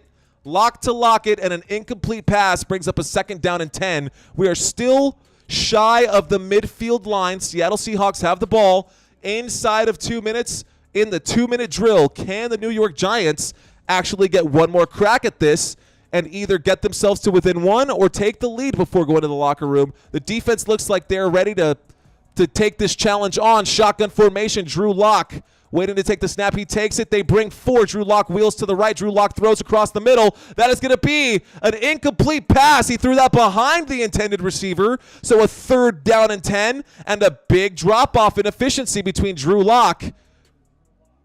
Big drop-off in efficiency between Drew Lock and Geno Smith. Just for reference, Drew Lock was the 2nd-round pick back in 2019. He was the 42nd pick overall. He was drafted out of Missouri, so he went to school there. He's a big quarterback. He's 6'4", 228 pounds. He's got the size. He can definitely rush the ball and not be shy of taking a hit. But can he throw it? We're about to find out. Shotgun formation on the 48. 3rd down and 10. 4 seconds left on the play clock. There's the snap. Lock looks left, looks right, in trouble, wheels right. Gets chased from behind, but he does complete the pass. That stays inbound. That's Noah Fant, who goes all the way. He's all the way inside. He's going to go all the way for a touchdown. Seahawks. Noah Fant on a huge run. Oh, my goodness. Out to the flat. Noah Fant caught that one as he was running out. Drew Lock was in trouble. He ran out to the flat side. He threw that to Noah Fant, who stayed in bounds. Surprisingly enough, a bunch of arm tackles, a bunch of missed tackles. He stays in bounds. That's not going to be a touchdown. That'll be down at the 1. This will be reviewed. His knee goes down at the 2-yard line. The ball was at the 1. No touchdown. Noah Fant, though, still with the 51-yard reception. Damn. Oh, my gosh. So a touchdown wiped off the board. A touchdown wiped off the board. He looks like he's in bounds right there on that step. They're showing it. They're showing the replay here. This is going to be short. That should be challenged, but you can't challenge inside of the 2-minute warning. But every scoring play is reviewed. So they're going to look at this one. The officials are going to look at this one and make a decision here. He said they needed 10. They got 52. Looks like 51.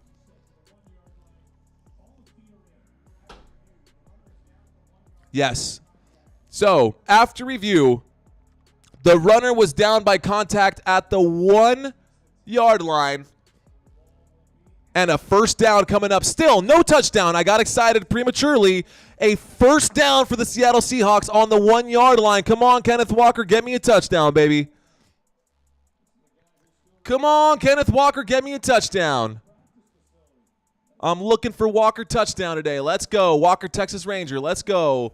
First and goal on the 1 yard line. Seattle Seahawks in great shape. 1 minute and 42 seconds left. Can the Giants hold them out? Again, as I mentioned, I mean, Drew Lock is a big guy. There's a pretty good chance that he might sneak this one in himself. 6'4", 228 pounds. I would let him do it. He's basically Dak Prescott size, so he's built. He could put some muscle on his frame, but he's still a really big guy. So what are they going to dial up here? What are they going to dial up here? Shoot. Ladies and gentlemen, you're watching Football Nation. Thank you guys so much for being here. I know you've got other options on YouTube, but I really appreciate you guys hanging out with me on this Monday Night Football, coming at you from San Antonio, Texas. Football Nation 210, thank you for watching. Here we go. On first and goal on the 1 yard line, we have motion in the backfield. There's the snap. There's the handoff. Kenneth Walker goes in and easily scores the touchdown. And now we've got the 6 points from the Seattle Seahawks. And we've got a scrap happening. Uh-oh. Players pushing each other around. We've got a tussle. Flags coming out. Flags coming out. Because that did not stop. So, okay, it's still a touchdown. There's no taking that one back. After the touchdown, the scoreboard has changed after the touchdown. A bunch of nonsense. Kenneth Walker in for the touchdown. 6 points for him. 1 yard run in for the score. But, again, like I was saying, this is the world's longest game ever. Oh, my goodness. Every single play, every single drive, there's 3, 4, 5 flags so far in every single drive. So let's actually look at this. The result of the play, touchdown, personal foul, number 99 on the defense, which was the Giants, number 72 on the offense. Both of these guys, ridiculous. Ridiculous. Okay, so touchdown, Seattle Seahawks got it. Seattle Seahawks got it, but let's take a look at these penalties. Where is that stat line? Okay, I can't find that stat line right now. It does not matter. That was a touchdown run right on the right hash. A beautiful blocking job by the Seattle Seahawks offensive line. Bradford throwing a punch. Players pushing each other around, grabbing face masks. A bunch of nonsense in this game. Ugly, ugly game from both sides. It looks like these guys are worn out after 4 weeks of football. There's the kick. There's the extra point. That is good. And the Seahawks have a 14-3 lead with 1 minute and 39 seconds left to go in the first half of this game. Can the Giants get it together? The Seattle Seahawks are missing players. They lost their best safety again after he just came back, and now they've lost their quarterback. What excuse do the New York Giants have? Yes, I get it. Saquon Barkley is out. I guess that's a pretty good excuse. But it's no excuse to go down 1-3. And even so, they're still going to end up losing the next 2 games as well, as they have to go up against Miami. They're going to end up having to go up against the Dolphins, which, yeah, I don't think they're going to win that game. And then they got to go up against the Bills. After that, they're going to have a divisional matchup against the Washington Commanders, which is going to be a tough game for them. We saw what the Commanders were able to do. They pushed the Eagles all the way to overtime. They might have a chance against the Jets. They might have a chance against Washington. They might have a chance against the Jets. They might have a chance against the Raiders, but then Dallas is going to smash them again. So they are not looking good. Unless they can win against the Commanders, there's no way that they're going to end up making the playoffs because they have not won enough of their divisional games. So here come the Seahawks kicking this one back. The New York Giants, excuse me. I keep saying Jets. I've covered them so many times this season. All 3 of those games, actually. But the New York Giants are going to start this drive on the 25-yard line. Oh, my gosh. I almost pulled a Mitch McConnell and just stopped talking. Woo! Okay. You guys are awfully quiet out there. Normally this chat box is going crazy, but you guys are awfully quiet out there. That's okay. I will carry the conversation. I don't normally talk to myself this much, but tonight's that night. So it's Monday. Everyone's got a case of the Mondays, but we are in Monday Night Football. Inside the 2-minute warning, there we go. Daniel Jones takes the snap. He throws to the flat once again. Matt Breida's going to lose 2 yards on that play, so we've got a 2nd down and 12 coming up. 2nd down and 12 coming up. Matt Breida going nowhere there. They keep making those same plays. Daniel Jones hasn't thrown a deep shot. He's only thrown a medium play. So here we go. Shotgun formation. Daniel Jones fakes the handoff. There it is. Out to the flat. Almost an interception again. What are you doing? What do you get paid for, Daniel Jones? What is happening? You cannot blame that on the offensive line. That was a bad throw, and a 3rd down and 11 coming up for the New York Giants, and they are going to end up giving the ball back to the Seahawks before this half is over because they haven't taken any time off of this clock. Giants have 2 timeouts left. Seahawks have 2 timeouts left. Who's going to score before this quarter is over, before this half is over? 1 minute and 1 minute and 14 left to go in this half. Shotgun formation. Jones takes the snap. Does hand that off, and Breida's going to run forward and gain about 5 yards on that one. The Seahawks might take a timeout or just let that one go. The clock did stop. That was an infield play. The punt team is going to come out. Someone took a timeout because the clock stopped. So who took the timeout? Okay, there we go. Timeout taken by the Seattle Seahawks. Timeout taken by the Seattle Seahawks because they want to get one more shot at the end zone. Seattle Seahawks in pretty good control of this game. I thought this was going to be a one-sided match. I was hoping it wouldn't be, but so far the Seahawks have scored in the first quarter right at the very end there with the touchdown pass to the right-hand side, hitting DK Metcalf, and then Noah Fant with a big 51-yard run, and then a short handoff right there to Kenneth Walker, who's now got his 5th touchdown of the season in this game. There's the kick. It's going to take a bounce. That's going to roll back inside the 15, down at about the 11-yard line. Oh, my gosh. The referees did not throw a flag. A stupid late hit once again. The Giants are just yelling. They're fighting with each other. The Giants are an absolute mess right now.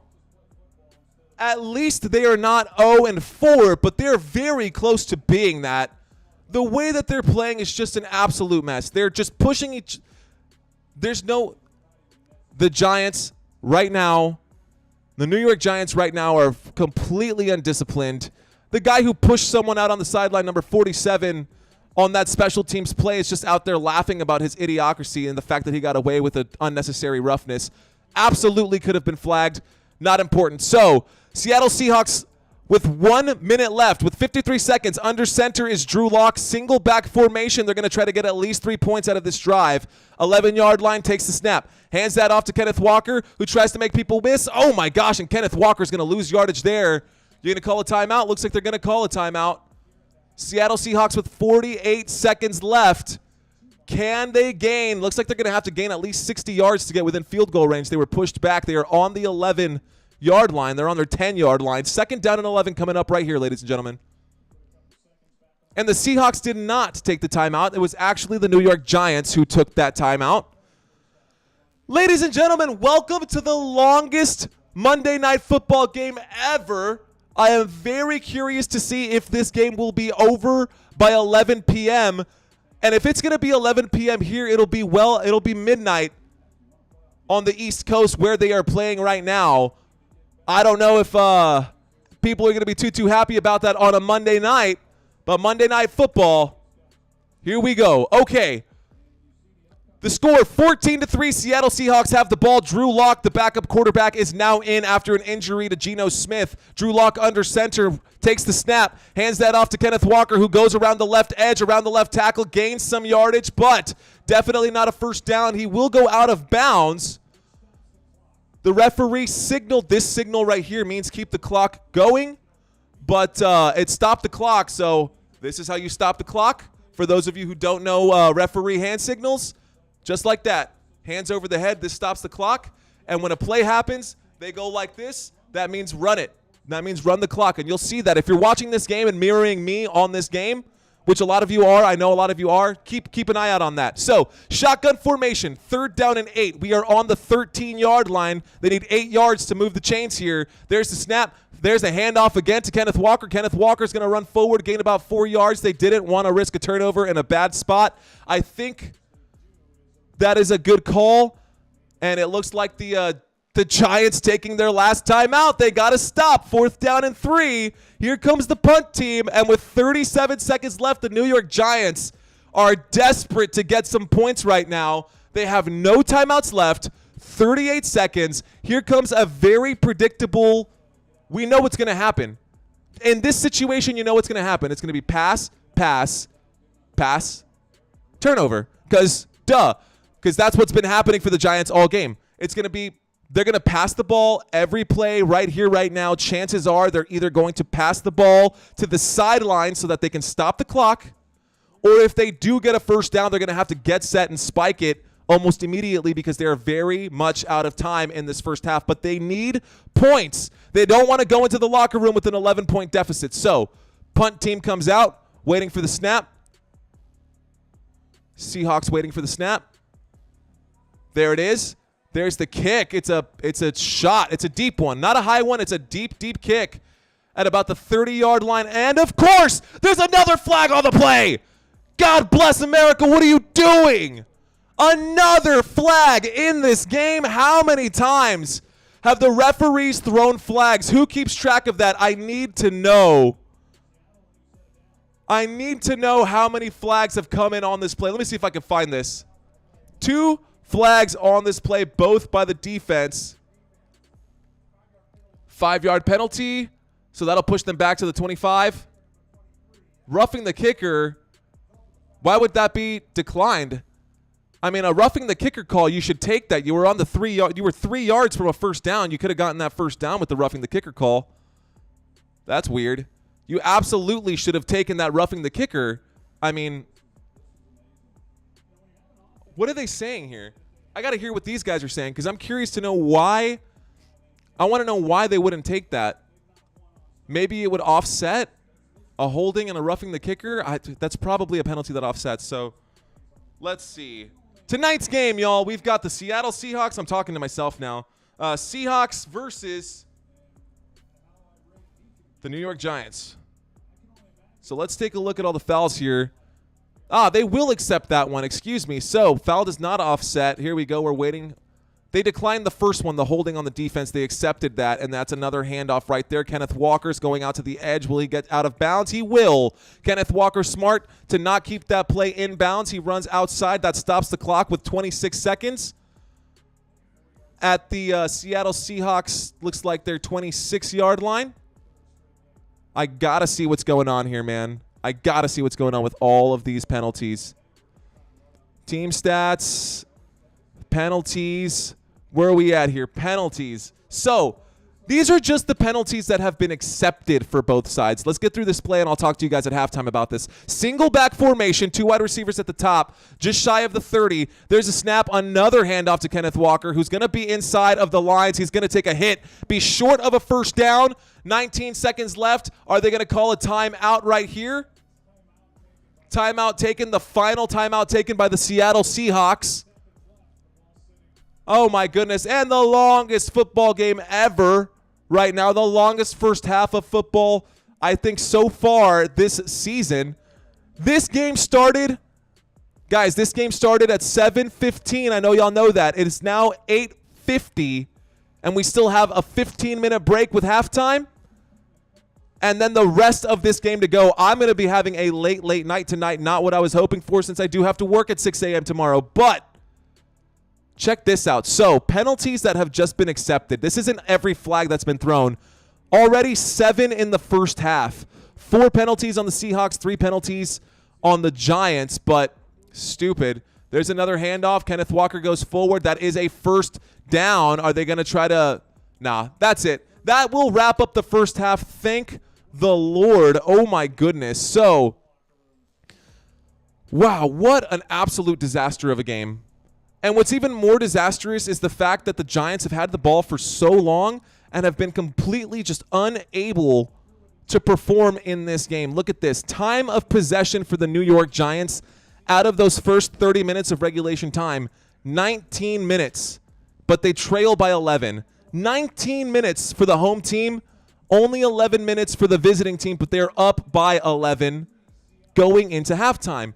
The New York Giants, I said this to start the game, they come into this game with a 101-point deficit. Okay, let me get my thoughts straight here. The New York Giants have been outscored 101-40 before this game. You can now make that 115-3 through 14 quarters. 115 points scored against them. 115 points scored against them, and they've only put up 43 points. This is just a shit season for the New York Giants. I apologize for my language, but I appreciate you guys being here. Time to kick off the socks, y'all. Kick off the shoes. We are at halftime, ladies and gentlemen. Thank you all so much for being here. Big news. We finally hit 1,000 subscribers on this channel. Thank you all for being here. So I do have some things coming up that I want to talk with y'all about. So let's go ahead and talk about that for just a second. If you are subscribed to this channel and you are available and your channel is not set to private, right now we are doing a raffle next week. Sunday Night Football, the Dallas Cowboys and the San Francisco 49ers. I'm going to be giving away some swag, guys. I'm going to be giving away some stuff that I've got coming out. You'll be able to check out the entire clothing line coming out. We've got pretty cool stuff coming up here next week. So if you have not already done so and you want a chance to win some swag, subscribe to this channel. Until Sunday, I'm still accepting people to get in on this. So like, subscribe if you guys want some cool stuff. I think I'm going to be doing a backpack, a hat, and a shirt, but we'll see how this goes right now. So you guys are watching Football Nation. My name is Mario Manuel. Thank y'all so freaking much for being here. Let's change what we're looking at the bottom of the screen, because I know that we've got that same scrolling text for a while, and I'll change my music to some halftime music here as well. So halftime music right there. I hope that's you'll hear that here in just a second. Someone told me that the music wasn't loud enough, so I will turn that up here. Turn down for what? Okay. Here we go. Atlanta Falcons going down 2-2 right now. They've lost their second game in England overseas on the other side of the pond. New Orleans Saints also lost. Tampa Bay Buccaneers. How about the Tampa Bay Buccaneers? I mean, Mike Evans missed a big portion of that game last week, but last night. Was that yesterday? During the day, yeah. Tampa Bay Buccaneers are 3-1 right now. Alfredo, thanks for checking in, brother. Let's go 49ers. He says 49ers are 4-0. You are absolutely right, sir, but that might change, and I sure hope that it does change against my Dallas Cowboys. There's your comment there, sir. Appreciate you checking into the chat, man. Anybody else who wants to get featured on this page, wants to take control of the conversation, go ahead and leave a comment. I'm open to questions too, man. I'm seeing all of this come in live, so I'm with you guys. You guys might have a 6-second delay or something like that, but I'll try to answer your questions as quickly as possible. Arizona Cardinals losing another one, man. The Seahawks right now trying to get their third win.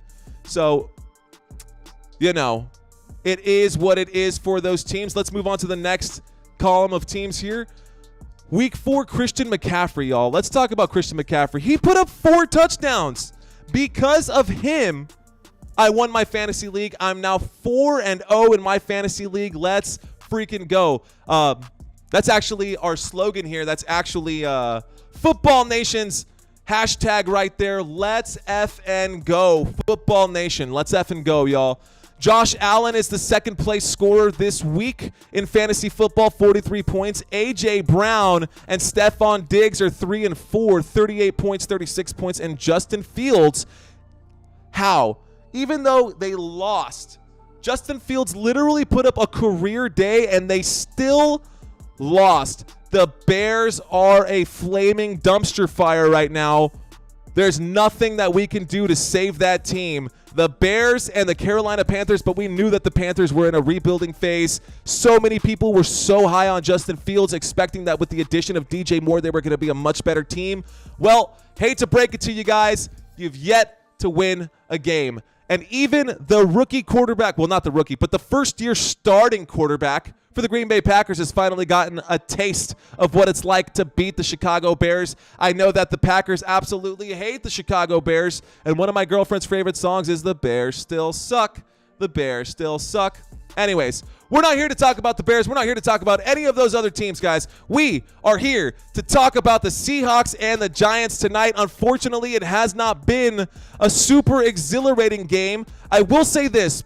In total yardage, the teams are actually tied going into the halftime break. The teams are actually tied going into this halftime break. Both teams have 155 total yards of offense. Broken up very differently, but both teams are even with 155 total yards. The Giants did have a fumble. Daniel Jones has the most fumbles of anybody since 2019. He looks awful, 24 fumbles, and it's starting to get pretty obvious that the Seattle Seahawks are going to walk away with this one. But we have also seen what the New York Giants can do in the second half of games. Whatever Daboll says during those halftime locker room breaks, I mean, hey, man, it works for that team. So, oh, my gosh, there's that Broncos, Bears. Oh, wow. I cannot believe that one. Broncos win. I was actually hoping that Sean Payton was going to end up having to eat his words after what he said about Nathaniel Hackett, saying that it was the worst coaching job in the history of football, and yet here he was 3-0 going into this week. Lucky that he won against the worst team in the NFL. But how about 2 defensive touchdowns for my Dallas Cowboys? 2 defensive touchdowns for my Dallas Cowboys. Dallas Cowboys looking pretty good. They did have one bad game against the Cardinals. They will be ready to go against your 49ers, Alfredo. They're going to be ready to go against your 49ers, Alfredo. How about Derrick Henry getting a rushing touchdown and a passing touchdown? Derrick Henry looking good on there. Oh, man. How about TJ Watt leading the league in sacks as well? TJ Watt. Unfortunately, the Steelers did not win that game. The Steelers lost to the Houston Texans, which is crazy. And they're showing the highlights of the Buccaneers and Baker Mayfield, and the dude just looks rejuvenated. I don't know. Let's see. Without Jimmy Garoppolo, the Raiders fell to the Chargers 17-24. No luck there. They looked pretty bad. Here's the Colts against the Rams. The Rams, Puka Nacua, an absolute beast. I wonder if the return of Cooper Kupp is going to affect his output for the remainder of the season. I'm sure that it will, but I think it's just going to make that team that much better. So, Toy Story football right now on TV. Don't know what this is. We are at halftime, y'all. Thank you so much for being here. We are in the middle of halftime. So, I don't know, man. This has been not the game that I was hoping for, but we're still here. We're still having fun. I'm enjoying doing this for you guys. Ladies and gentlemen, you are watching Football Nation. My name is Mario Manuel. Thank you for watching this live stream. Now, I know that some of you guys are watching this for different reasons. If you're watching this live stream because you're unable to catch the game on TV, or maybe you're just sick and tired of your regular corporate broadcasters, I am here to bring you every play, every snap, and every down, week in and week out. It is support from viewers like you that keep this channel alive and make this channel possible. So if you want to show your support, all you got to do is leave a comment in the chat box, hit the like button, consider subscribing to my channel if you haven't done so.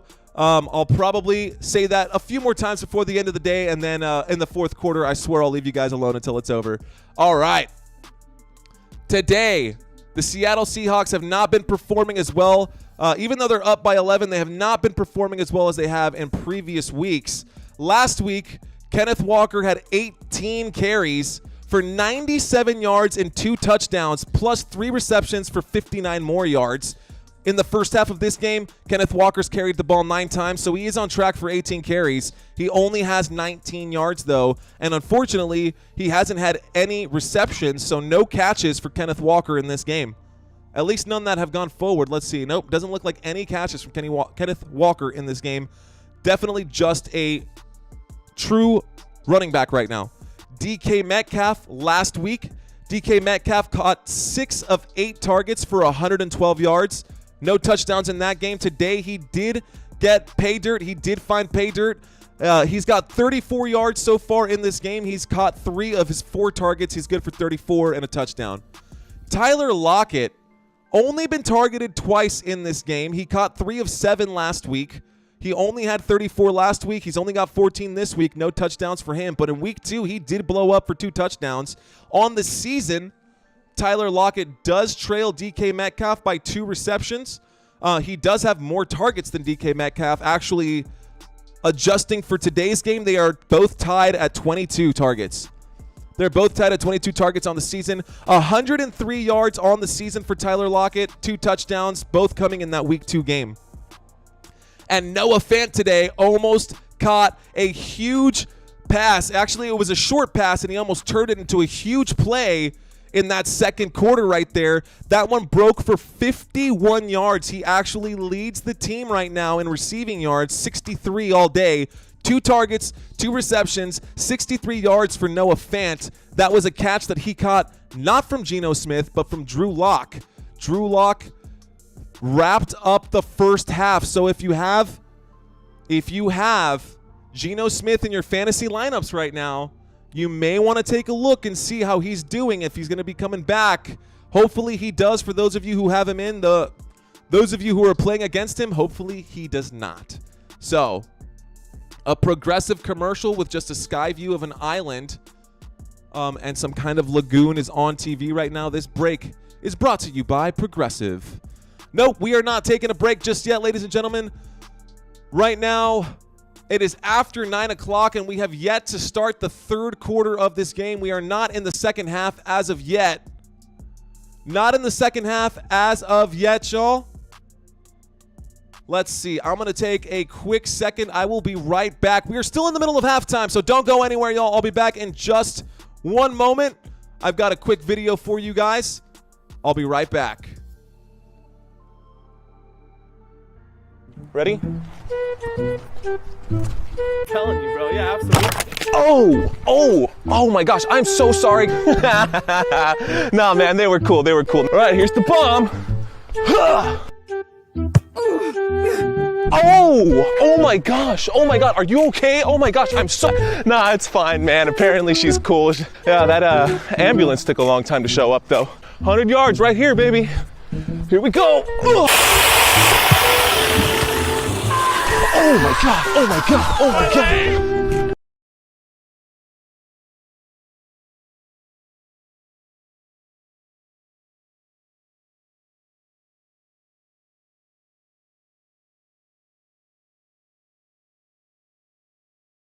Hey you, in the Cowboys jersey.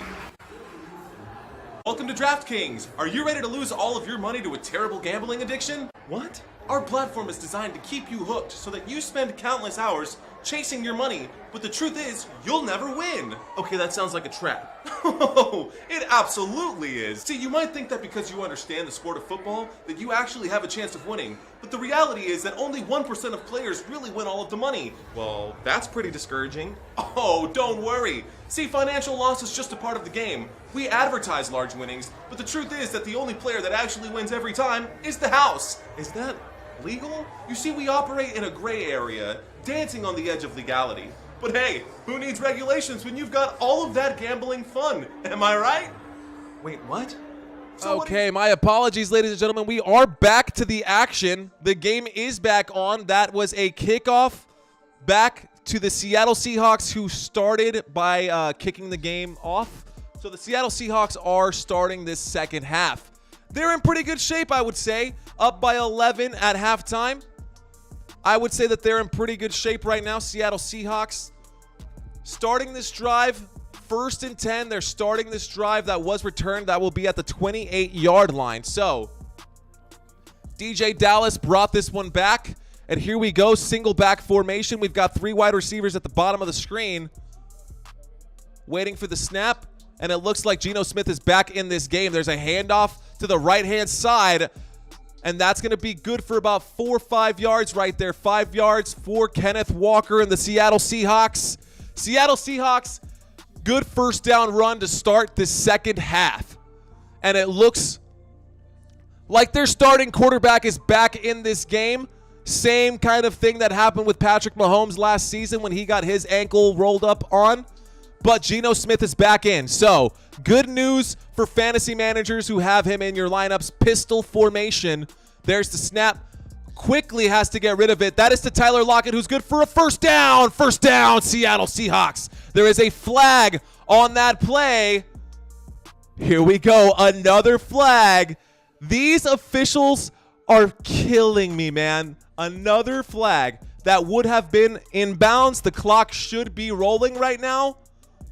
But another stop. Another stoppage of the game. The referees just, oh, God bless. So I want to find out who the officials are in this game and how many games they've actually officiated, because this looks like they're just out here just to throw laundry. What, ineligible receiver downfield? Wow. Wow. So the offensive line has to have 5 guys on the line at all times. You need to have a minimum of 5 players on the offensive line of scrimmage. They cannot go forward past, they can't go forward past the 1 yard in front of the neutral zone before the ball is thrown. After the ball is thrown, or if it's a handoff, they can do whatever they want. But anyway, it's a stupid rule, but that is what it is. So here we go, I formation. Sorry, this is not an I, this is a T formation. There's the snap. Geno Smith has time in the pocket. He throws, slow throw, good throw, though. That is all the way down to Tyler Lockett, just shy of the first down. So that will bring up a second down. Actually, it looks like a third down coming up here. 3rd down and 1, Tyler Lockett with a 9-yard catch. Let me refresh my page here because this is behind schedule. There we go. 3rd down and 1, Seattle Seahawks on their own 37-yard line, working their way up to midfield, sustaining this drive right now. Tyler Lockett, 3 targets, 2 receptions, 23 yards today, y'all.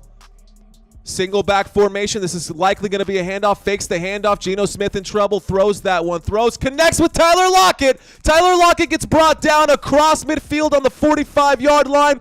Big first down for the Seattle Seahawks. Woo, boy. Tyler Lockett looks back. He says, you know you got beat, son. He absolutely won on that route. That was a slant that went all the way. Geno Smith had time, had plenty of time in the pocket to wait and let Lockett get open. I mean, wow. Is there going to be a flag? Oh, my gosh. Oh, my gosh. Unsportsmanlike conduct. So after the play was done, Geno Smith got an unsportsmanlike conduct. That's going to bring them back another 10 yards. Honestly, if you've got Geno Smith, you've got a chance to just keep collecting yards if they keep pushing themselves back, which is got to be annoying. It's still going to be a first down because it was still a first down catch. That happened after the play was over, unsportsmanlike conduct. But it's going to be a first down and 10 on the Seahawks 45-yard line. So instead of being on the 45 on the other side, that is now the line to gain. Single back formation. Kenneth Walker lined up about 7 yards behind the quarterback here. Geno Smith back in this game. Motion in the backfield. There's the snap. There's a toss to the left side. He's going to run forward. Oh, Kenneth Walker making a big break. Oh, Kenneth Walker still on his feet. And Kenneth Walker's good for about a 15, 16-yard run. No flags on that play. Kenneth Walker right up the gut on that handoff. And Kenneth Walker with a big first down now. 1st and 10 coming up for the Seattle Seahawks on the 39-yard line across midfield. Beautiful toss right there. Wow, that was right up the middle. Kenneth Walker staying on his feet. And that's what you got to do. I mean, you could fall forward and gain 4 or 5 yards, or you could be that beast that Kenneth Walker has been all season long and just stay on your feet. That will bring him up to 40 yards on the ground. There's a snap. There's a toss out to Charbonnet, who's good. He gets 10. He gets 15 before getting dropped. Another 15 yards from the running back, Zach Charbonnet, for a first down. First down, Seattle Seahawks once again. Wow. Good play right there. That was a toss to the right-hand side. Charbonnet on the halfback toss gets the right blockage right there. He gets some help from his friends.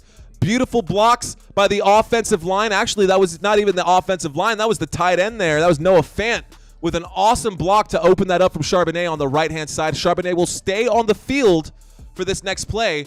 1st and 10 on the 29-yard line. Sorry, the 24-yard line. There's a snap. There's a toss to Charbonnet on the left side. Charbonnet goes forward, but he will be sniffed out before reaching the line of scrimmage, and a second down will be brought up, 2nd down and 10 on the Giants' 24-yard line. Can the Giants stop the Seattle Seahawks? They're going to have to. They're going to absolutely have to if they want to stay in this game. They cannot go down by 3 scores or 3 possessions. They got to keep it close. You know, I grabbed this beer, and it's just been sitting here. I didn't even know if I wanted it, but I'm opening it now, so now I have to commit. Cheers to you guys. This is the second half of the game, the last half of week 4. Shotgun formation, Seattle Seahawks. 3 wide receivers to the bottom of the screen. He's got time. Geno Smith throws a dart, and that's going to be a catch. Not enough for a first down, but Tyler Lockett with an 8-yard catch there. A bullet hits its target from Geno Smith to Tyler Lockett.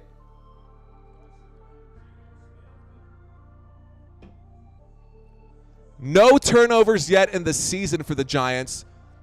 14-3 shotgun formation. We are on the, looks like the 16-yard line. There's a handoff to Kenneth Walker, who almost gets the first down, but will get stopped short. He'll be stopped at the 15. And that's going to bring up a 4th down, ladies and gentlemen. So what will Pete Carroll decide to do? Are they going to take the 3 points and take a 14-point lead, or are they going to go for a 4th down on 4th and 1 and try to convert this 4th down? I know that the New York Giants did it early in the game. Can the Seattle Seahawks do it here at the start of the 3rd quarter? This is the opening drive of the 3rd quarter. We're still here. 4th and 1 on the Giants' 15-yard line. The line to gain is the 14. Here we go. The first 4th down attempt for these guys. There's the snap. Fakes the handoff. Geno Smith wheels out to his right. Throws. Does connect. Incomplete pass. And the New York Giants get a stop. There is a flag on the play. Who is the flag going to be on? Is it a holding on the offense? That should be declined if it is. Flag. Another flag. Why do I keep saying that word? Flag, flag, flag, flag, flag. This is ridiculous, man. Ridiculous. Absurd. Okay. Oh, huh. And of course, they're literally just throwing flags. No foul. That's the 2nd time in this game that they've thrown a flag, and no foul has been called. So, turnover on downs. The New York Giants now have a first down. They will be starting this drive after giving up 0 points. 1st and 10 for the New York Giants on their own 15-yard line. Good defense right there. Zach Charbonnet just couldn't catch the ball because someone got their hand to it. He did catch that ball, but it was knocked away, and the hand's just not strong enough from Zach Charbonnet. That was Micah McFadden who was able to strip that one and cause that ball to be jarred loose. So good job by the right inside linebacker to stay with the play all the way through. The New York Giants taking over on downs, ladies and gentlemen. The New York Giants taking over on downs. Hey, man, I know you guys, a lot of y'all are still in here. Thank y'all so much for being here. I know I keep saying that, but you guys are absolutely awesome. I do appreciate y'all, and cheers to each and every one of you guys. So, Monday night. This game is still anybody's game. Right now, the Seattle Seahawks are enjoying an 11-point lead, but that can change quickly. An 11-point game can change quickly. It's 2 possessions. We still have most of 2 quarters left to go. The opening drive of the 3rd quarter ends in 0 points, just like the opening drive of the 1st quarter, where the New York Giants attempted a 4th and 1.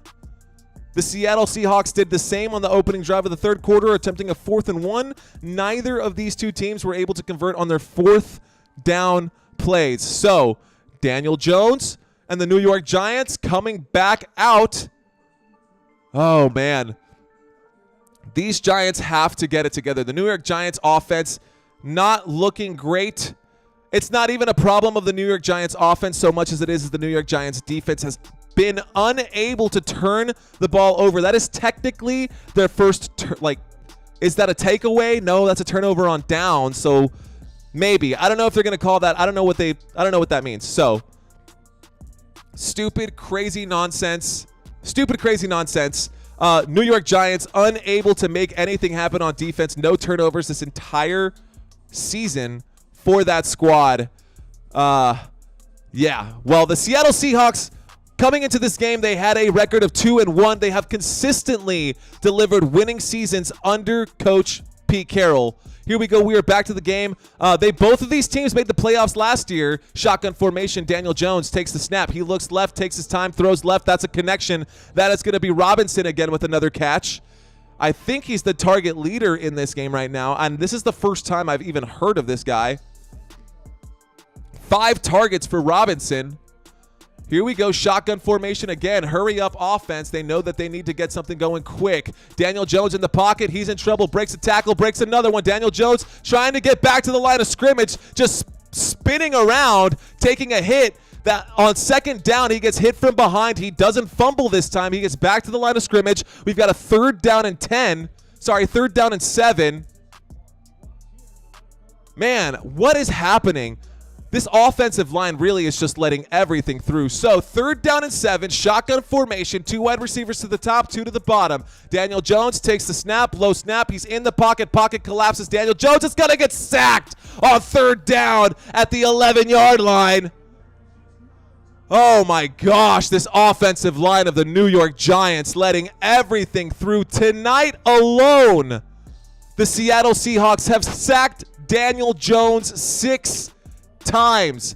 Sacked Daniel Jones 6 times. You've got to be kidding me, man. That's wow. Wow. That's all I can say is just wow. Seattle Seahawks laying it down thick on the Giants. Here comes another punt. More punts than points from the Giants. That goes back past the 30. Oh, and guess what? My favorite word, flag. But DJ Dallas will return this all the way up to the 49-yard line on the other side of the field. So across midfield, James Kenyon, thank you for checking in. Appreciate you being here, brother. Not a whole lot has been happening in this game. And hey, man, great that you were able to catch up with all of the other things that you had going on, dude. I know what that's like. Sometimes you get behind, especially when you've got hobbies and stuff like I do. I have to deal with it all the time. So, another penalty again. Another penalty again.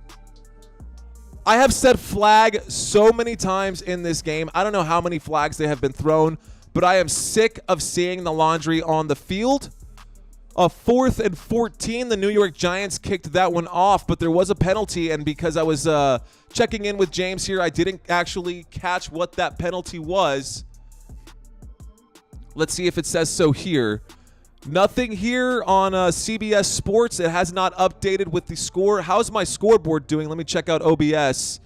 Looks like we're still on track right here. We are in the 3rd quarter. 8 minutes and 12 seconds left to go in the 3rd quarter. The ball above my head says that the New York Giants right here do still have possession, but they were getting ready to punt that one away. So let's see if there was a foul against the Seahawks that might have given them an automatic 1st down. We are at a commercial break right now. James, thanks for checking in, man. I appreciate you being here. So, Seahawks nor Giants will be in the playoffs this season. I don't know, man. I think that Daniel Jones is definitely not going to the playoffs this season, especially if they lose today. But here we go. There's the update here. So the Seattle Seahawks will get the ball. The Seattle Seahawks will get the ball on the 40-yard line. There was an offensive holding. So 10 yards will be tacked on. It looks like after that catch. Whatever. The point is, when we get back from this commercial break, 7 minutes and 25 seconds are left on the clock, according to CBS Sports. 1st and 10 on the New York Giants 40-yard line. So they are across midfield right now. On the 40-yard line, 20 yards shy of the red zone. Seattle Seahawks looking to continue this slaughter right now of the New York Giants defense, who have not been able to really stop them much. I guess it's not a slaughter. They've been holding themselves admirably, but they have given up already 165 passing yards to Geno Smith. 165 passing yards to Geno Smith. So, yeah, what can you say about that? Progressive with their commercial that just hangs over this. Guys, I am so ready for week 5 because the way that week 4 has wrapped up has been super anticlimactic. This game between the New York Giants and the Seattle Seahawks was not something that a lot of people had circled on their calendars. They are very popular teams in their own regards across the nation, but right now, it doesn't look like anybody has much faith in either of these two teams. Here we go. Single back formation. There's a handoff to Zach Charbonnet, who goes out to the right side, who goes forward and gains 5 yards on first down. 5-yard first down run. We've got a 2nd down and 5 coming up on the 35-yard line. Looks like they're going to give him an extra yard. He'll be at the 34. So 6-yard run from Zach Charbonnet out on the right-hand side. Geno Smith still trying to walk off his ankle injury that he had in the first half of this game. Drew Lock did throw a nice pass while Smith was out. Excuse me, brain fart there. 2nd down and 5, y'all. 2nd down and 5. There's the snap, fakes the handoff. Geno Smith has time, throws it. It does get batted at the line of scrimmage. That is going to be an incomplete pass. Forward pass, incomplete pass. And a stop from the New York Giants there on 2nd down. We're now looking at a 3rd down and 5. Geno Smith and the Seahawks trying to move the chains here. They are in good field position. Good field position. A buddy of mine, the guy who's been right over and over again, time and time again, did say that the New York Giants were going to win this game. I wonder if he's going to be right about it. They need to get a stop here. Okay, shotgun formation. Looks like Charbonnet is there to block. They're showing blitz on the other side. Giants showing blitz here. They're going to rush 5. They are going to blitz. Geno Smith in trouble. He's going to get wrapped up. He's going to end up getting rid of it before getting sacked. But very close to getting sacked. The blitz came in quickly. A 4th and 5. The field goal unit will come out to put one up. Good stop. A very much needed stop by the New York Giants right there. That will bring up a 4th down. Field goal unit should come out here. 4th and 5 on the Giants' 34-yard line. I mean, they brought 5 defenders in on that play, so good throw to just get rid of it before taking the sack. But hey, okay, a 53-yard field goal attempt, the first field goal attempt from Jason Myers. There's the snap, there's the kick. The kick is going to go sideways. It's no good. Myers misses the field goal, and the score remains 14-3. The New York Giants with such a lucky break right there. Way to make the stop on 3rd down to bring it to 4th. And Myers, Jason Myers, shanks that one, pushes it left of the left pillar there, pushes it left, and that will keep the score difference with 11. 11-point difference between these two teams. Can the Giants move the ball? Oh my gosh, what a lucky break for the New York Giants. This is where they need to turn up. 3rd quarter music coming up for you guys. This is where they need to turn up right here. New York Giants have to show up. Wow. The New York Giants. Here we go. We are at a commercial break, ladies and gentlemen. Thank y'all so much for watching this live stream of Monday Night Football between the Seattle Seahawks and the New York Giants. My name is Mario Manuel. So far, this marks the 16th game that I have covered this season. I cover 4 games a week. 4 games a week. We're wrapping up week 4. This is the last one of week 4. Man, how many hours of that is just live stream time? I have been live for at least 3 hours times 16. You guys do the math. I've been live for over 50 hours just in the past month alone. 2 full days of blabbering on and on and on. And you guys are still here with me. So thank y'all. Thank y'all so much for still hanging out with me. Appreciate y'all. Wow. Okay. Getting kind of bored of all of these progressive commercials. I think people are just way too hyped during these football games, so they just show waterfalls and beautiful landscape to try to chill people out. But we're here to watch football, not watch nature. That's why they pay for AstroTurf. Anyways, New York Giants are going to take over on downs here. 1st and 10 for the New York Giants on the 43-yard line after a missed field goal attempt by Jason Myers. Jason Myers, 53-yard field goal attempt. He pushes it wide left. The hold was good. The kick was just wide. What are you going to do? Can't do anything about that. The New York Giants get a lucky break there.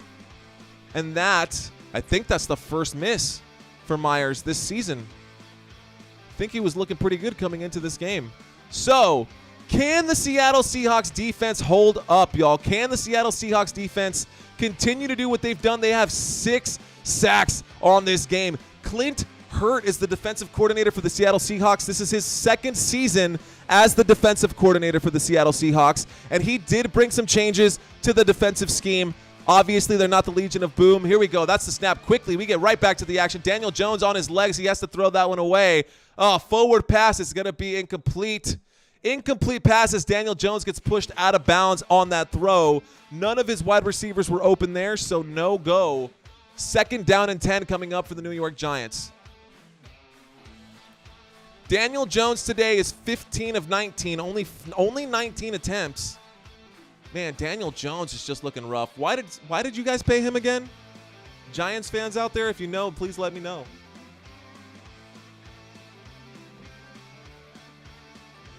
Daniel Jones, right now, 15 of 19, 124 yards. He has a fumble in this game. 2nd down and 10 from the 43. Takes the snap, shotgun formation, hands that off to Matt Breida, who runs forward and gains 2 yards. Looks like face mask to me. 2 flags on that one. Both the referee and the umpire threw their flags simultaneously. Yes. Face mask on the defense. That will bring up a 1st down for the New York Giants. Automatic 1st down for the New York Giants. Pretty obvious face mask, too. Almost broke his neck there. That's bad, man. You could have hurt him there. That was well, Mario Edwards called for the face mask there. 15-yard penalty enforced at the 44-yard line. So now they're across midfield at the Seattle Seahawks 41. 1st down and 10 for the New York Giants. First time across midfield in this half. Here we go. Shotgun formation. Daniel Jones takes the snap. He looks right, doesn't like it. Daniel Jones has to run. Daniel Jones gets away. He gains, oh my gosh. I said he got away too soon. He gained 1 yard, so here comes a 2nd down and 9 on the 40-yard line. New York Giants trying to gain some yardage here, trying to move the football, struggling. And they've been blitzing quite a bit over here in Seattle. Seattle Seahawks throwing another blitz at Daniel Jones there. I mean, that's a good tackle right there. Daniel Jones, man, another hit on Daniel Jones right now. Luckily, he is able to at least use his legs to move the football. A quick throw absolutely needed that out to the right-hand side on that 2nd down and 9. The catch was made by number 13. The catch was made by the New York Giants. Looks like that one was, don't have the number there matching with that. That might actually be my boy here.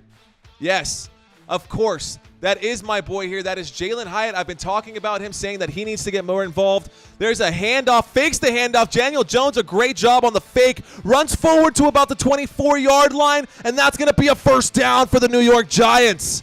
A 1st down for the Giants. Daniel Jones is the leading rusher right now for this team. He has 16. Blah, blah, blah, blah, blah. He has 35 yards on the ground, the longest one going for 16. That was a fake handoff to Matt Breida. He did a great job getting them to bite on that one, and he runs out to the right. So, shotgun formation, Matt Breida standing to his left. Daniel Jones waiting for the snap at the 25. He will hand that off to Matt Breida, who goes forward. Back to the line of scrimmage and gaining nothing there. That's going to bring up a 2nd down for the New York Giants. 4 minutes left to go in the 3rd quarter. We are at 9:30 p.m. here in Texas, 9:28. Whatever part of the country you are watching or checking in from, I appreciate y'all staying up with me on a Monday night. Appreciate you guys being here. 2nd down and 9 coming up for the New York Giants. We are just outside of the red zone. Shotgun formation motion in the backfield from Paris Campbell. There's the snap, low snap. Pocket. He's got time. He does throw that, and he does connect.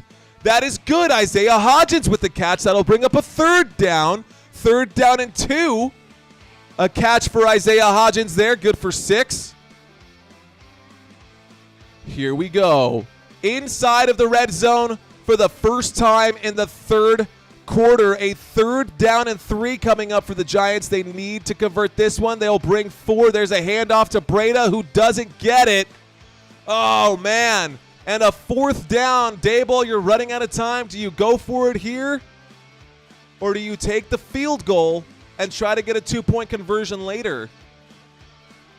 That was Darren Waller's first Tonight Darren Waller has 1 target, 1 reception, 5 yards. He haven't even looked his way. It looks like Darren Waller is just the blocking guy right now, and he's done a terrible job. But New York Giants inside the red zone. The offense will stay out there on 4th and 1. If they don't convert this game is going to be salted. A field goal would make it an 8-point game, but timeout coming.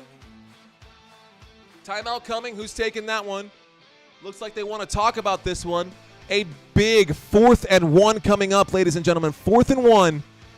2 minutes and 46 seconds left to go in this third quarter. And they're going to try to redeem themselves from the mistake and the faux pas that they had early in the game where they did not convert on 4th and 1. Tried to quarterback sneak. They tried to quarterback sneak. They didn't get it. Are they going to try again? Score is 14-3. If the Giants change their mind and they go with a field goal, they're within a 1-possession game. If they don't get this, they're still within 2 possessions. So, do you try to get to the first down, or do you just take the 3 points and say, hey, if we get the touchdown, which we have yet to score a touchdown in this game, but if we get a touchdown, we could try for a 2-point conversion. Well, it looks like Daboll wants to go for it. They came up short on the first one. What are they going to do on the second one here? How is this going to end up? Here we go. Single back formation. We've got motion in the backfield. Daniel Jones takes the snap. Fakes the handoff to the right. Daniel Jones in trouble. Dude, you better get this one. Daniel Jones on his legs. He gets the first down and more. He goes down at the 5-yard line. First down for the New York Giants. Let's go. A very crucial 4th down. And he had to back up about 15 yards and then come back the other way to get it, but he got it. So, 1st and goal coming from the 6-yard line. New York Giants finally able to sustain a drive here. He faked the handoff there and made people bite. Then he stepped up. He was looking for an option, realized he had to run. Daniel Jones looking good as a mobile quarterback. Shotgun formation, Matt Breida to the left of Daniel Jones. There's the snap. There's a handoff to Breida. No, Daniel Jones is going to keep it and run forward and gain 1 yard. Wow. So, for those of you who are checking out this channel for the first time, I'm going to show you guys something that I never show anybody. This is the first time that I've ever done this. So, check this out. This is my actual setup right here. Yeah, this is what I'm working with. I've got just regular ring lamps that you can get at like Best Buy. This is my screen. This is my game up here. A humble setup, nothing too crazy. Here we go, shotgun formation, ladies and gentlemen, shotgun formation. To the right now we have, whoops, there we go. There's the snap. Daniel Jones in the shotgun, throws an interception, and it's going to go the other way. This might be all the way for a pick 6. Can Daniel Jones make the stop? No, he can't. Oh my gosh. Witherspoon going to the 30, to the 20, to the 10, all the way down. That is a touchdown. Seattle on a pick 6. A touchdown. Seattle on a pick 6 happening live. Coming at you from Football Nation 210. That literally just happened right now. Holy smokes. Wow. Oh my goodness. A 96-yard pick 6 from Devin Witherspoon. Wow. The rookie with a 97-yard pick 6. I've said his name a few times in today's game. And there he goes, just absolutely insane on that run. He made Daniel Jones look like a fool. And the score is now 21-3. Man, they should have just taken the 3 points. That's all I can say. They should have just taken those 3 points. What a mistake. Yikes. Oh, that looks so rough. So a red zone interception for the New York Giants. The Giants will pay with 7 points going the other way. And the third quarter is still happening right now. Third quarter still going on. 1 minute left to go in the third quarter. The Giants are spiraling, y'all. The Giants are spiraling. I think I have one DraftKings setup where I have the New York or the Seattle Seahawks defense as a team captain. Let's see if I've actually made some money in this one. Taking a quick look at my DraftKings lineup here. Please excuse me while I be an idiot and continue to gamble shamelessly. When we get back, we're going to have a kickoff. Seattle's going to give the ball back to the New York Giants, and the New York Giants are going to try to make a drive happen. They're going to have to. Well, right now I'm winning $9 in one entry. That is the one with Seattle Seahawks defense as the first place. Ah, snap. That was actually not the one that I was looking at. So I got a $2 winner right now, and I picked the wrong people. Well, it happens. Daniel Jones, ice cold. Darren Waller, ice cold. I should have just stuck with the Seahawks. I knew that was the game today. I knew it was going to be that way.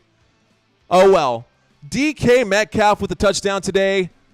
The defense with a touchdown today. The ground game with a touchdown today. Kenneth Walker, Witherspoon, and DK Metcalf all scoring touchdowns for the Seattle Seahawks. Seattle Seahawks, 238 total yards of offense. The New York Giants, 188 total yards of offense. Doesn't sound like much of a difference, but when your defense is getting interceptions and causing fumbles, then it makes it pretty easy to keep the lead, right? Daniel Jones not looking good at all right now. Daniel Jones has 5 fantasy football points. Terrible, terrible game from Daniel Jones. Matt Breida has 43 yards on the ground.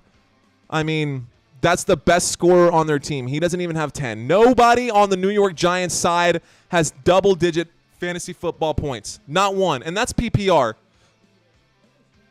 Here it is one more time. Paris Campbell tries the comeback route, but he cuts back too far. He comes back too far, and Witherspoon is just there to get it. He comes in from over the top, scoops it up, and has the full head of steam. 97 yards. 97 yards from one side to the other. Unbelievable. The third quarter will be coming to an end here shortly. This is going to be a kickoff from Seattle back to the Giants. There's the kick. It goes all the way back. That's a fair catch, but in the end zone. So the Giants will start this drive from the 25-yard line. Giants starting this drive from the 25-yard line. All right. Hey, guys, sorry I've ignored the chat here. God, they suck, says Howard Chen. Oh, yeah, fire, says Jose Hernandez. Damn, this Giants is doing worse without Eli Manning. Yes, they are. A lot better than the teams they've been playing. It's like Cook, Dalvin Cook. Yup, 100%. Howard, Ernesto, thank you guys for checking in. Howard Chen, seriously appreciate you being here. Jones is a badass. Wilson's, both Wilsons.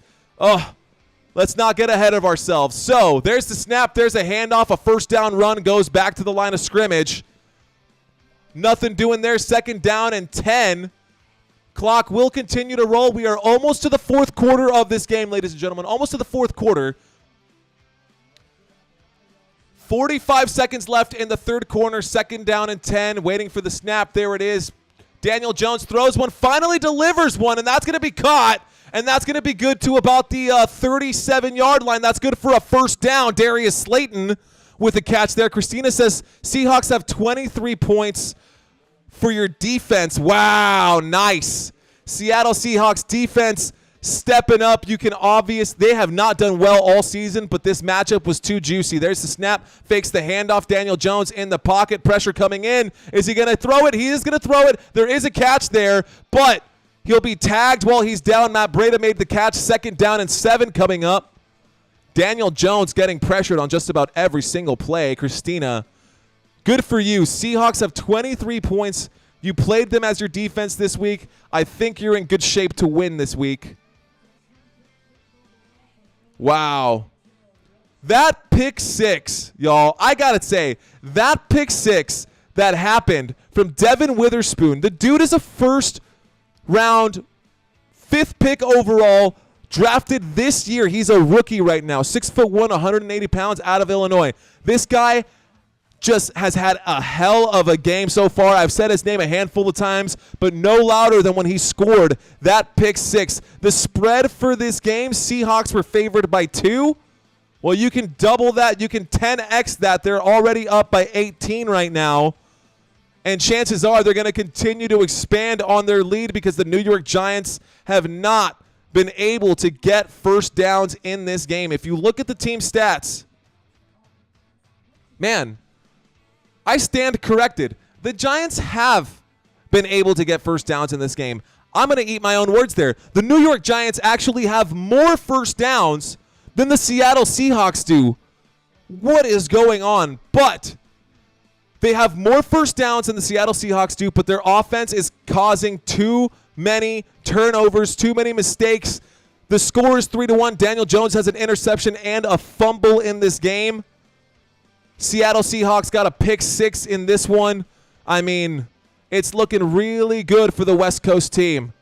So that is the end of the third quarter, ladies and gentlemen. We are in a commercial break right now. End of the third quarter. Fourth quarter coming up here very soon. So let's get the fourth quarter music started. I don't even know if you can hear that because I'm just going to keep talking over it. But let me take a second to put back this beer here.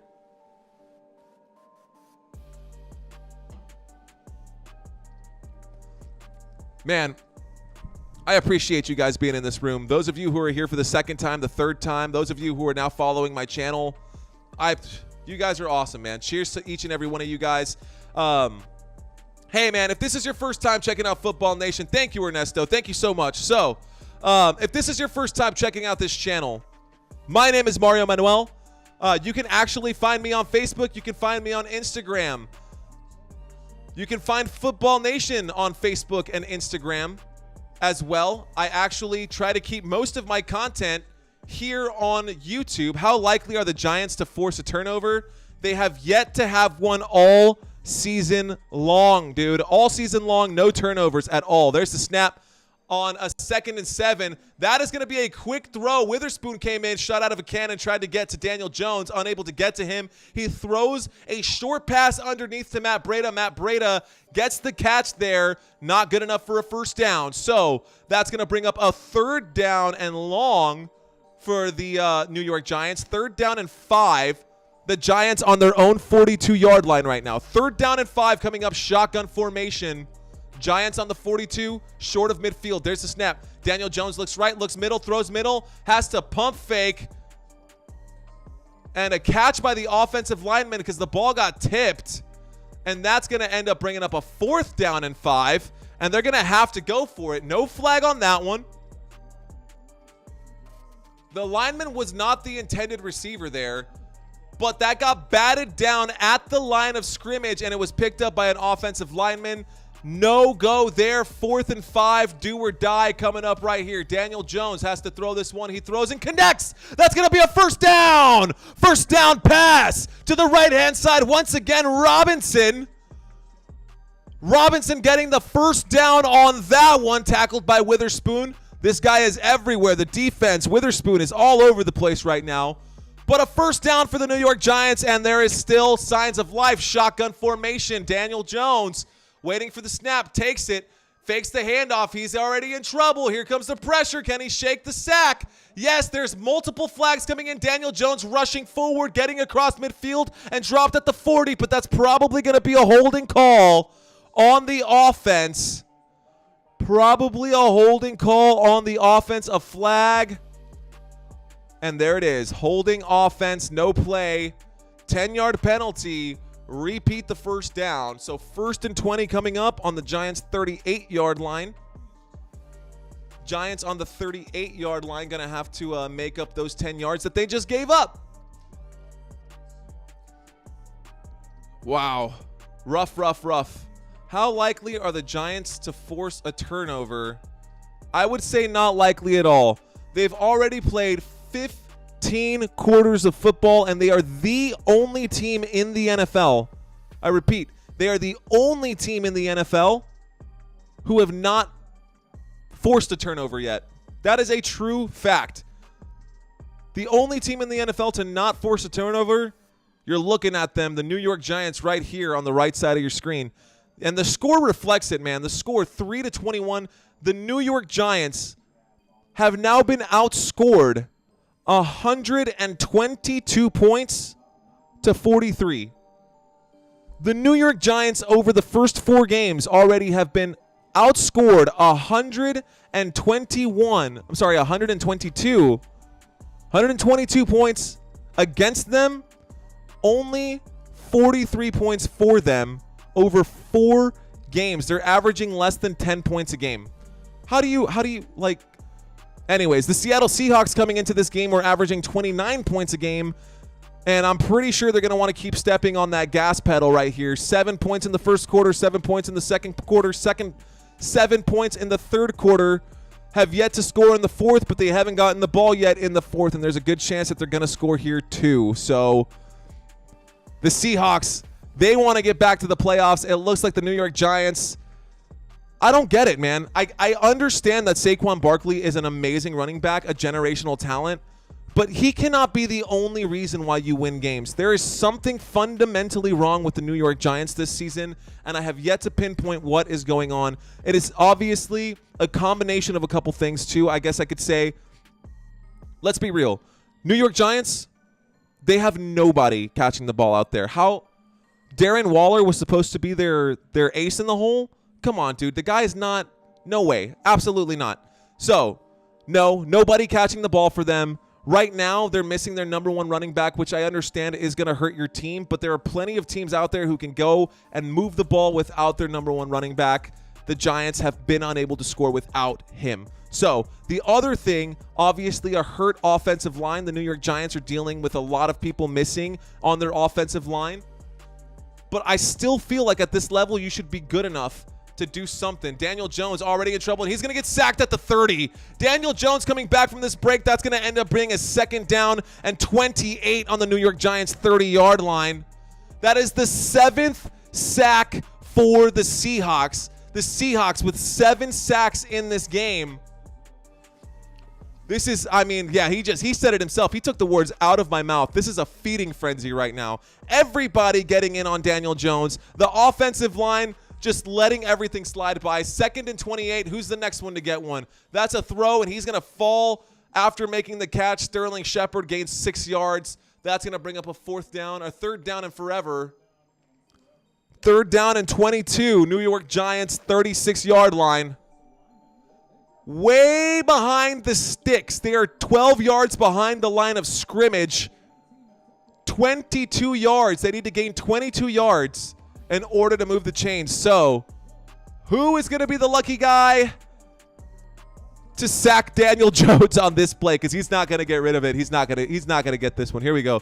There it is. There's the snap. Daniel Jones going to get sacked, like I said, all the way from his blind side. The left tackle letting the guy come right through. Left tackle letting the left defensive end get in there. Oh, my gosh. Cowboys and Patriots in the Super Bowl, says James Kenyon. I'm not sure how much fun they're having, but there's definitely the mental question. Oh, my goodness. A terrible, terrible play call right there. Look, if Daniel Jones was going to have any chance of getting ahead in this game, he had to do it early, and he had to get rid of the ball early, and there are, oh, gosh, everybody at MetLife Stadium is just emptying the bleachers right now. There's the punt, a super high punt. Already looked like a flag on the field, but signaled a fair catch at the 25-yard line. And the New York Giants giving that ball back to the Seattle Seahawks. The Seattle Seahawks taking over now on their own 25-yard line. 1st and 10 coming up. Definitely in control of this game. The Seattle Seahawks are looking really good right now. There is a flag. There was an illegal shift. It doesn't matter. Doesn't matter. A 5-yard penalty, so they're going to start on the 30-yard line, not the 25-yard line. And, I mean, everything is just going wrong for the New York Giants in this game. Everything is going wrong for the New York Giants in this game. But we are at a commercial break, ladies and gentlemen. We are at a commercial break. Fantasy leaders for this game. DK Metcalf leads both sides. Actually, let me take that back. The Seattle Seahawks defense is leading this game right now. Seattle Seahawks defense, according to Christina, is well over 20 points right now. The next closest player is going to be DK Metcalf with 12. Then we're going to have Kenneth Walker III with 10. Geno Smith as well. Actually, Geno Smith has 11. Kenneth Walker has 10. Matt Breida on the other side does have 11 points. Robinson has 9. This is only based off of PPR. You could subtract a lot of those receiving points if you're playing in a standard league. So I know a lot of people, so many sacks out there, they're going to have to start popping more corn. Yeah, man. I mean, how many bags can the How many bags can the Seahawks get over the New York Giants? I mean, this is pretty rough. It's a rough game to watch if you're a Giants fan. I know I'm not because I'm in the NFC East with my Dallas Cowboys. But to those of you who are checking out this channel for the first time, thank y'all so much. Thank you guys for being here. I appreciate y'all. My name is Mario Manuel. Please hang out with me throughout the rest of this game. When we get back from this break, 11 minutes, 20 seconds left to go in this fourth quarter. A 1st and 10. Seattle Seahawks taking over on their own 30-yard line after a 5-yard penalty. Another penalty, another flag. If you guys were with me since the start of this game, I've probably said the word flag, I don't know, 100 times maybe? Probably about 100 times. Whatever. Not important. The score is 21-3. Seahawks in very good control of this game. 11 minutes and 20 seconds left to go in regulation time. Hey, thank you to the next subscriber who just joined. And you can see MetLife Stadium emptying out right now. MetLife Stadium. Everybody leaving MetLife already. They've already given up on the New York Giants. Not a good day. Not a good weekend for football for the state of New York. Well, the Buffalo Bills are still alive, so there is that. 11 minutes and 20 seconds left to go in regulation. 1st and 10, single back formation. Waiting for the snap. There it is. There's a fake handoff. And Geno Smith is running out to his right side. Does connect on the right-hand side on that ladder there. Number 11 making the catch.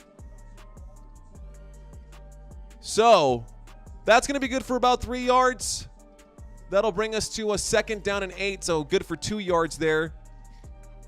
The catch made by Jackson Smith and Jigba. Man, you know what? It's actually interesting to see that Drew Lock was looking really good when he was in there for those 3 plays before the half. Drew Lock was out on the field. Here we go. Here's another single back formation. Geno Smith wants another one. He throws a deep, deep shot. Overthrown.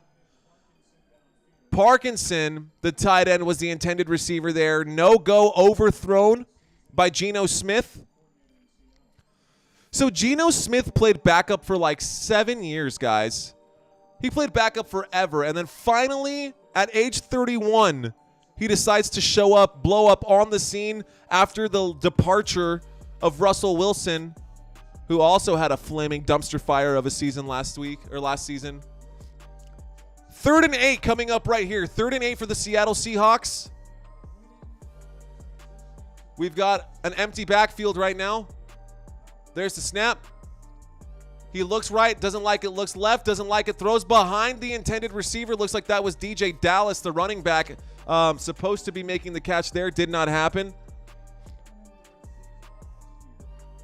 I'm just pushing buttons. Here we go. In the NFC East, the Washington Commanders are 2-2. The Dallas Cowboys are 3-1.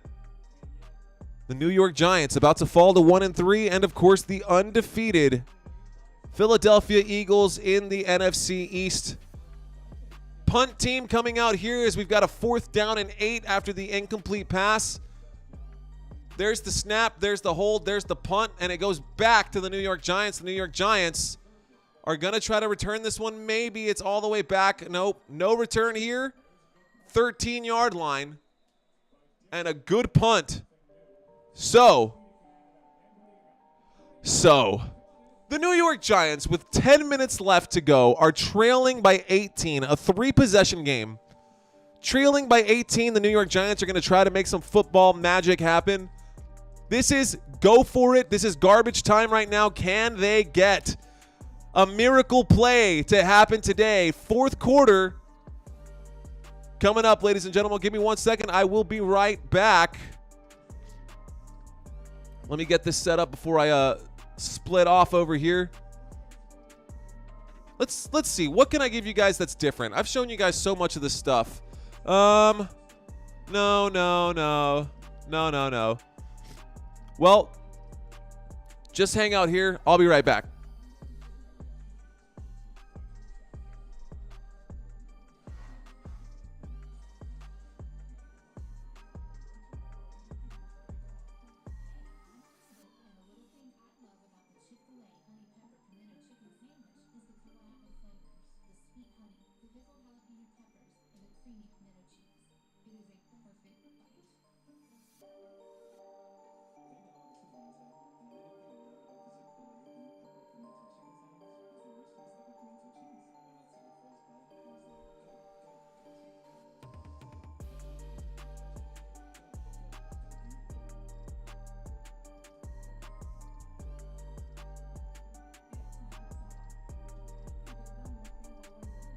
Sorry, guys. My PC sleep screen came on my other one here. So, since you guys are with me, I guess I can pull that one back up. I actually like doing that. So, here's the raw video footage of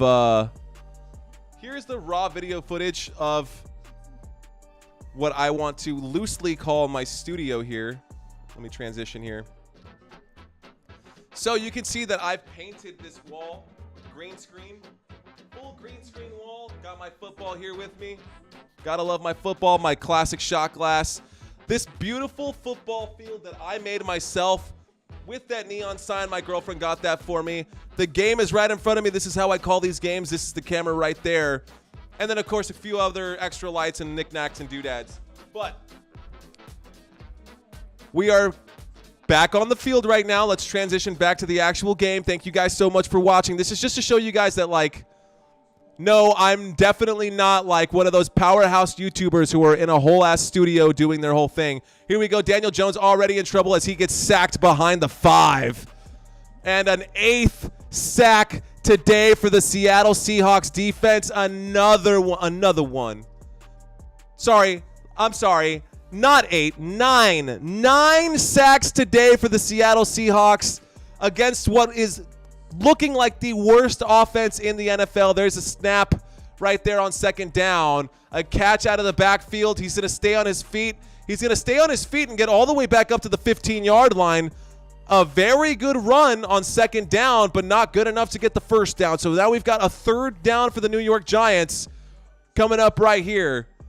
3rd down for the New York Giants. 3 minutes left to go before we hit the 10 p.m. mark in San Antonio, Texas, but 9.5 left in this game. Daniel Jones in trouble. Oh my gosh, he's going to scramble forward. He's good past the 20, past the 30, brought down shy of the 35. First down for the New York Giants. They're going to have to make it happen fast. I think they need to go for it right here.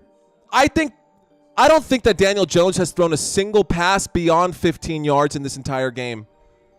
Shotgun formation. There's the snap. Daniel Jones winds up, throws short to the left, and we've got a miss right there. Darius Slayton makes the catch and makes someone miss. That is on the left-hand side. Darius Slayton runs out of bounds to stop the clock. Nope. That is going to continue to go. Like I said earlier, the referee was doing this, so they're going to keep that rolling. 8 minutes and 50 seconds left to go. 8:50 left to go in this game. Darius Slayton with his 3rd target, 2nd reception. Shotgun formation once again. Daniel Jones takes the snap. Jones looks left, doesn't like it, looks right, has to run, decides to dump it shortly. No! It's tipped dangerously. It will find its way to the turf safely.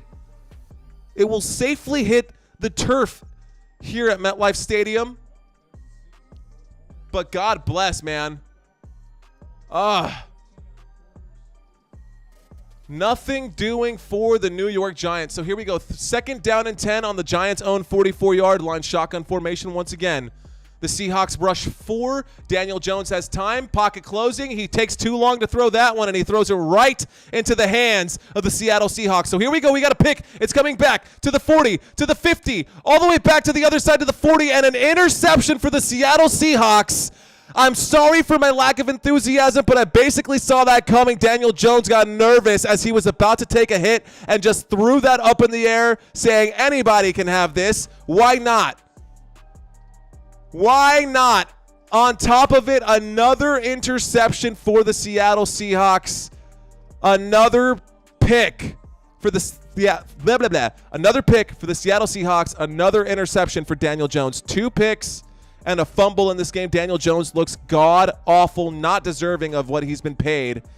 He overthrows it. I think he was, yeah, he got screwed on that one. What an idiot. Oh, that sucks, man. If you're a Giants fan or just a football fan and you love competition, Like I am, this is frustrating to watch because you want a game to be exciting, but if you're a Seattle Seahawks fan, you're on cloud nine. Shotgun formation for the Seahawks across midfield. A toss out to Kenneth Walker, who goes forward and gains about 4 yards on first down. So, down to the 41-yard line, second down for the Seattle Seahawks. Wow, another interception right there. Number 6. Looked like that was the safety who got that one. The free safety, Quandre Diggs. The 6th round pick in the 2015 draft. Daniel Jones just gave that ball away to a 6th round pick. Can you believe that? Well, it happened. So, single back formation. I think the Seahawks are going to run this one down their throats. There's a handoff right there. Oh, my gosh. And he's gone past the 30, past the 20, past the 15, down to the 10. Tackled at the 9-yard line. Kenneth Walker with a big run right up the gut. Ugh. Oh, my gosh. Kenneth Walker looking really good in today's game. A solid running back for this team that likes to keep it on the ground when they're in the lead. Smart thing to do. He ran through that second gap on the right-hand side in between the tackle and the guard. Actually, it looks like he got outside the right tackle. So that was out to the right. Kenneth Walker good for a big gain there. Single back formation. Geno Smith under center. We got motion in the backfield. Off start on the offense. False start on the offense. Oh, my gosh. What was my favorite word today, ladies and gentlemen? Flag. Okay, so another flag coming. Here we go. Another turnover. Yo, here we go. Now my chat box is blowing up. When are you going to make your girlfriend make me an honest man, buddy? Heard that. Okay, I'm sure she loves to hear that too. Yo, Ernesto Gomez, Howard James, thanks for checking in. Here we go. Single back formation once again on the 14-yard line. That's a handoff once again to Kenneth Walker, who tries to run up to the right, doesn't like it, cuts back, comes to the left-hand side, gains about 2 yards. We've got a second down and goal from the 13-yard line. Second down and goal from the 13-yard line. Cowboys haters, I love them too, man. You're absolutely right. I live on Cowboys haters' tears. Let's get this chat going up again. I'm going to feature that one because I totally agree with that, Ernesto. Rock on. Jones can't hit the broadside of the damn barn. Jones doesn't even have time to hit the broadside of the barn. Jones is just getting smashed. 9 sacks in the game and an interception there. Here we go. Single back formation, second and goal. We're on the 13-yard line. Seattle Seahawks trying to get 7 more. Another handoff, another run. Once again, Kenneth Walker staying on his feet as he breaks multiple tackles. And here he goes just inside there, just inside the 10. So a third and goal. Ernesto Gomez says, not better than Bill B. Not better than Bill B. Here we go. Third down and goal from the 8-yard line. So this is probably going to be a throwing play right here if they're going to try to find the end zone. DK Metcalf, I could use a touchdown from him in my DraftKings.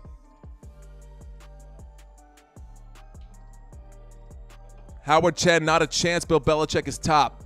I agree with that, James. Here we go, shotgun formation. And Geno Smith is going to take his time as he gets sacked behind. So a sack the other way, and a fourth down is what they're facing right now. The New York Giants with a big play right there to not give up 7 points. I think the field goal unit will likely come out to put up 3. Good job by the Giants to get a stop right there. But it's too late. It's too little too late. We're at the 5-minute mark right now.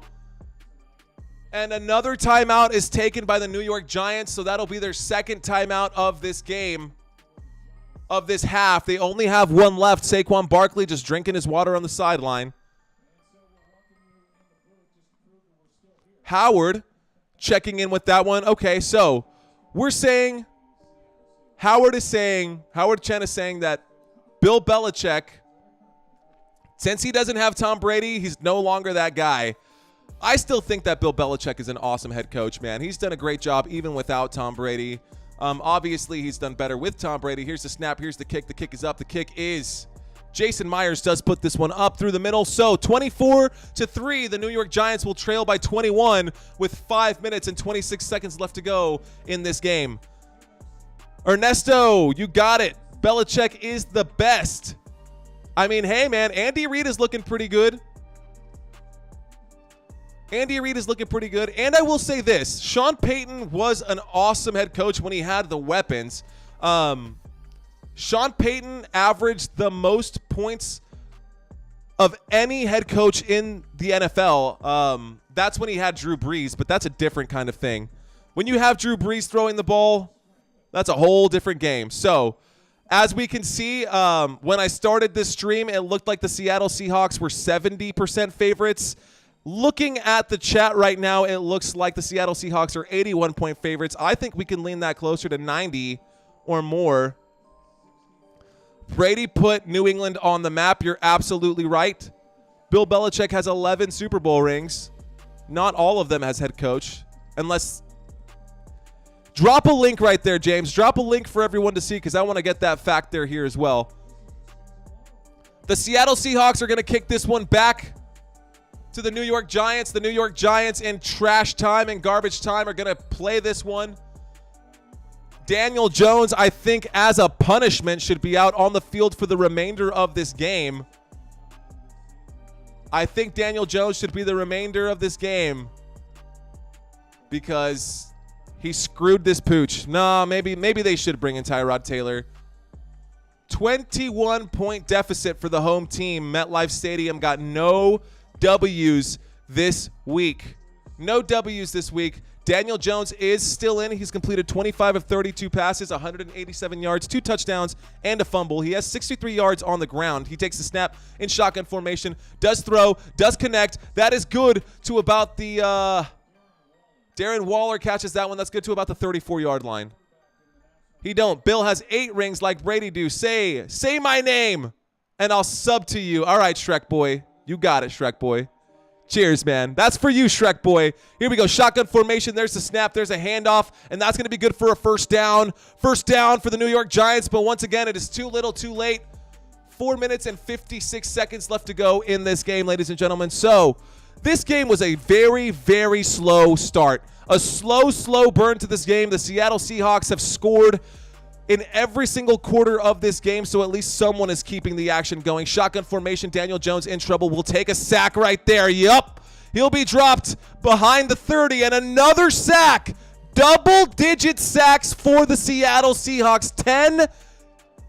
10 sacks for the Seattle Seahawks, blowing my mind. A team that has come into this game, y'all, a team that has come into this game with no more than 6 fantasy points by their defense in their first 3 weeks, and today they put up absolute beast numbers. So here we go, shotgun formation. There's the snap. Daniel Jones looks left, throws left, does connect. Once again, Darren Waller in trash time making another catch.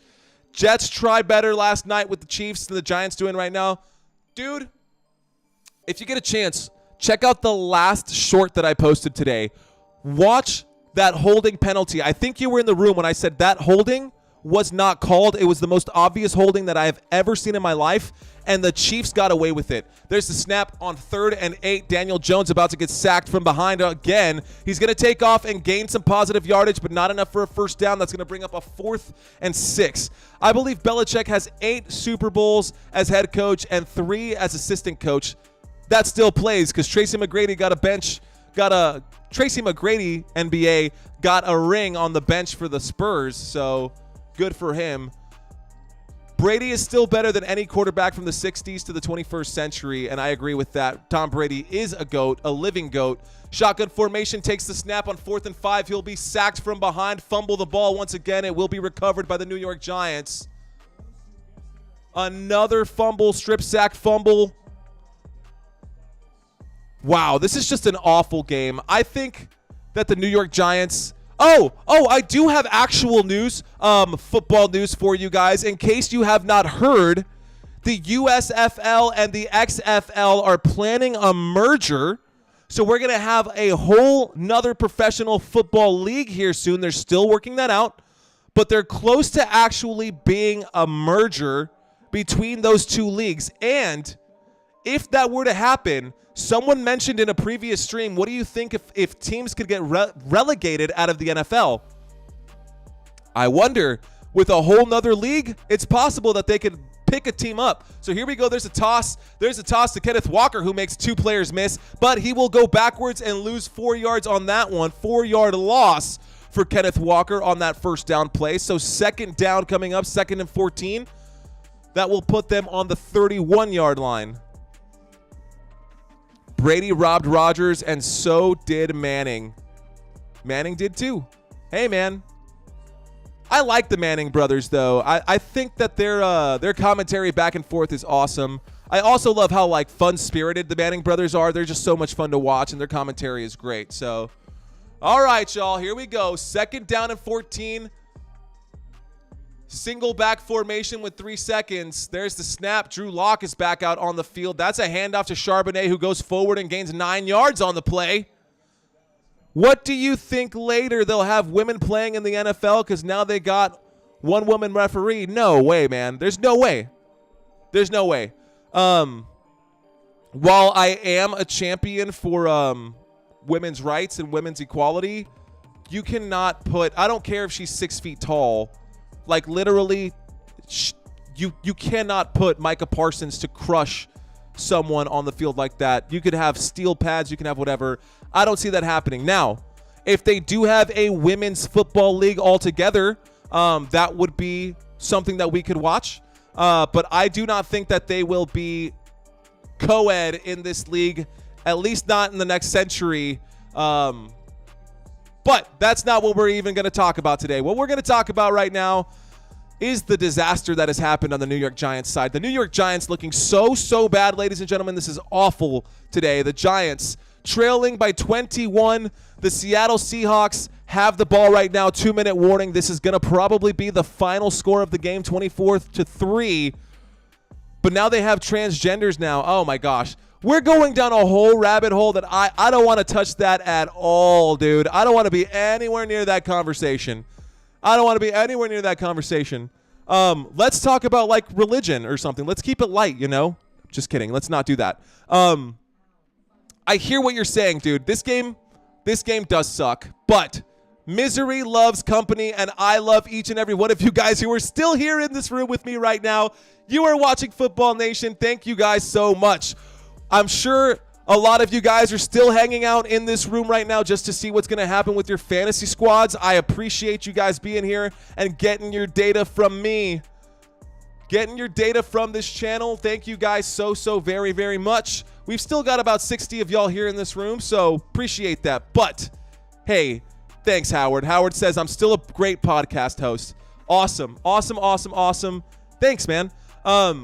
As I mentioned before, I don't know if you heard me say it, this Sunday, we're going to have the raffle for the people who are subscribed to this channel. I've got some swag that will be going out to the winner of that raffle. I will do it live. I will share my screen with you guys so you can see it happen and you can see that there's no funny business.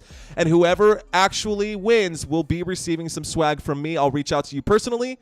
So if you have not subscribed to this channel yet and you're interested in some free stuff, hit that subscribe button. So, the Giants killed your fantasy week, man. Uh-oh. Who did you have starting this week? I hope it wasn't anybody because they're not doing great. Sorry about that. Hit the wrong button there. I was trying to turn my chat back on.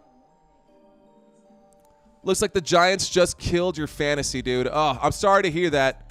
Can't subscribe. Sorry, buddy. That's okay, man. That's totally fine. That's totally fine. I just have to say it out loud so that everybody who does have the chance to do so can do so. All right. Inside the 2-minute warning, I'm going to go ahead and take these off. This game is just about over. I smell victory formation coming after a first down here. The New York Giants only have 1 timeout left. And it looks like we're in a single back formation across midfield at the 30-yard line. The 20, it looks like the 31-yard line. So, single back formation. There's the snap. There's a handoff to Charbonnet, who goes up the middle, gains about 3 yards on that play, and that's going to bring up a 4th down. 4th down coming up. 1 minute, 47 seconds left to go. Thank you guys so much for watching this live stream. I know that you guys probably had better stuff to do on this Monday night, but you guys are very generous, and I appreciate each and every one of y'all who are in this room still hanging out with me. Giants can make it to 10. Hopefully they can. Maybe the Giants can get 10 points up on the board. Maybe they can get 10 points on the board, but it would just be a consolation prize. So they're going to call a timeout, play clock down to 5 seconds, 4, 3, 2, 1. Timeout is going to come. They're going to kick that field goal. It's going to be 27. It's going to end up being 27. So let's talk about the schedule moving forward. If you're here because of either one of these two teams and you don't know what's going on right now, the New York Giants have a tough road ahead. The New York Giants' next game is going to be against Miami, at Miami, and against the Buffalo Bills at Buffalo. Then they might have something let up, but they're for sure going to fall to 1-5 by week 6. By the end of week 6, a tough start. There's no way that these guys are going to come back from that. I don't see it happening. I definitely don't see it happening for the poor Giants. So if you're a Giants fan, it is what it is. And you're very welcome, Howard. Thank you so much. Dude, thank you. I will see you on Sunday. Peace out, brother. Peace out. Have a good night. Here we go. We're going to finish this game. 4th down and 3. We're still going to play it. Drew Lock going to try to convert this 4th down play right here. There's the snap. Drew Lock in the pocket, throws. That's going to be tipped at the line of scrimmage and an incomplete pass. 1 minute and 10 seconds left to go in this game, y'all. 1 minute and 10 seconds left to go in this game. Wow, what an awful game on a Monday night. I was hoping for something really exciting, an awful, awful game on a Monday night, but I do appreciate each and every one of y'all who are still here. Ladies and gentlemen, thank y'all for watching. Thank you so much for watching. This is going to be the last drive of this game. I wouldn't be surprised if Daniel Jones coughed it up once again. But here comes the offense. Tyrod Taylor actually coming out on this drive for his first play. There's the snap. There's the handoff. They're just going to try to get out of here. So there's the snap and the handoff on 1st down. That's good for about 4 yards. No, don't even fight, guys. Don't even fight. Just get off the field. We are inside of 1 minute. 1 minute left to go in this game, ladies and gentlemen. Thank you once again for joining this live stream on a Monday night. The next game, also going to be a bit of a quiet game. We've got the Bears and the Commanders coming up after this. I fully expect the Commanders to take the Bears down to 0-5. There's a snap and a handoff to the left-hand side. The running back going forward for a few yards, and that is going to do it. That's going to do it, ladies and gentlemen. So my name is Mario Manuel. Our next game will be this Thursday. I appreciate each and every one of y'all coming in to check out this live stream. Unfortunately, I still have my day job until one day, hopefully, I can do this full time for you guys. But until then, it's been awesome. It's been real. Thank y'all so much for being here. I will see you guys this Thursday, and I will definitely see you guys on Sunday night when the Dallas Cowboys take on the San Francisco 49ers. Have a great night, everyone. I will see y'all soon.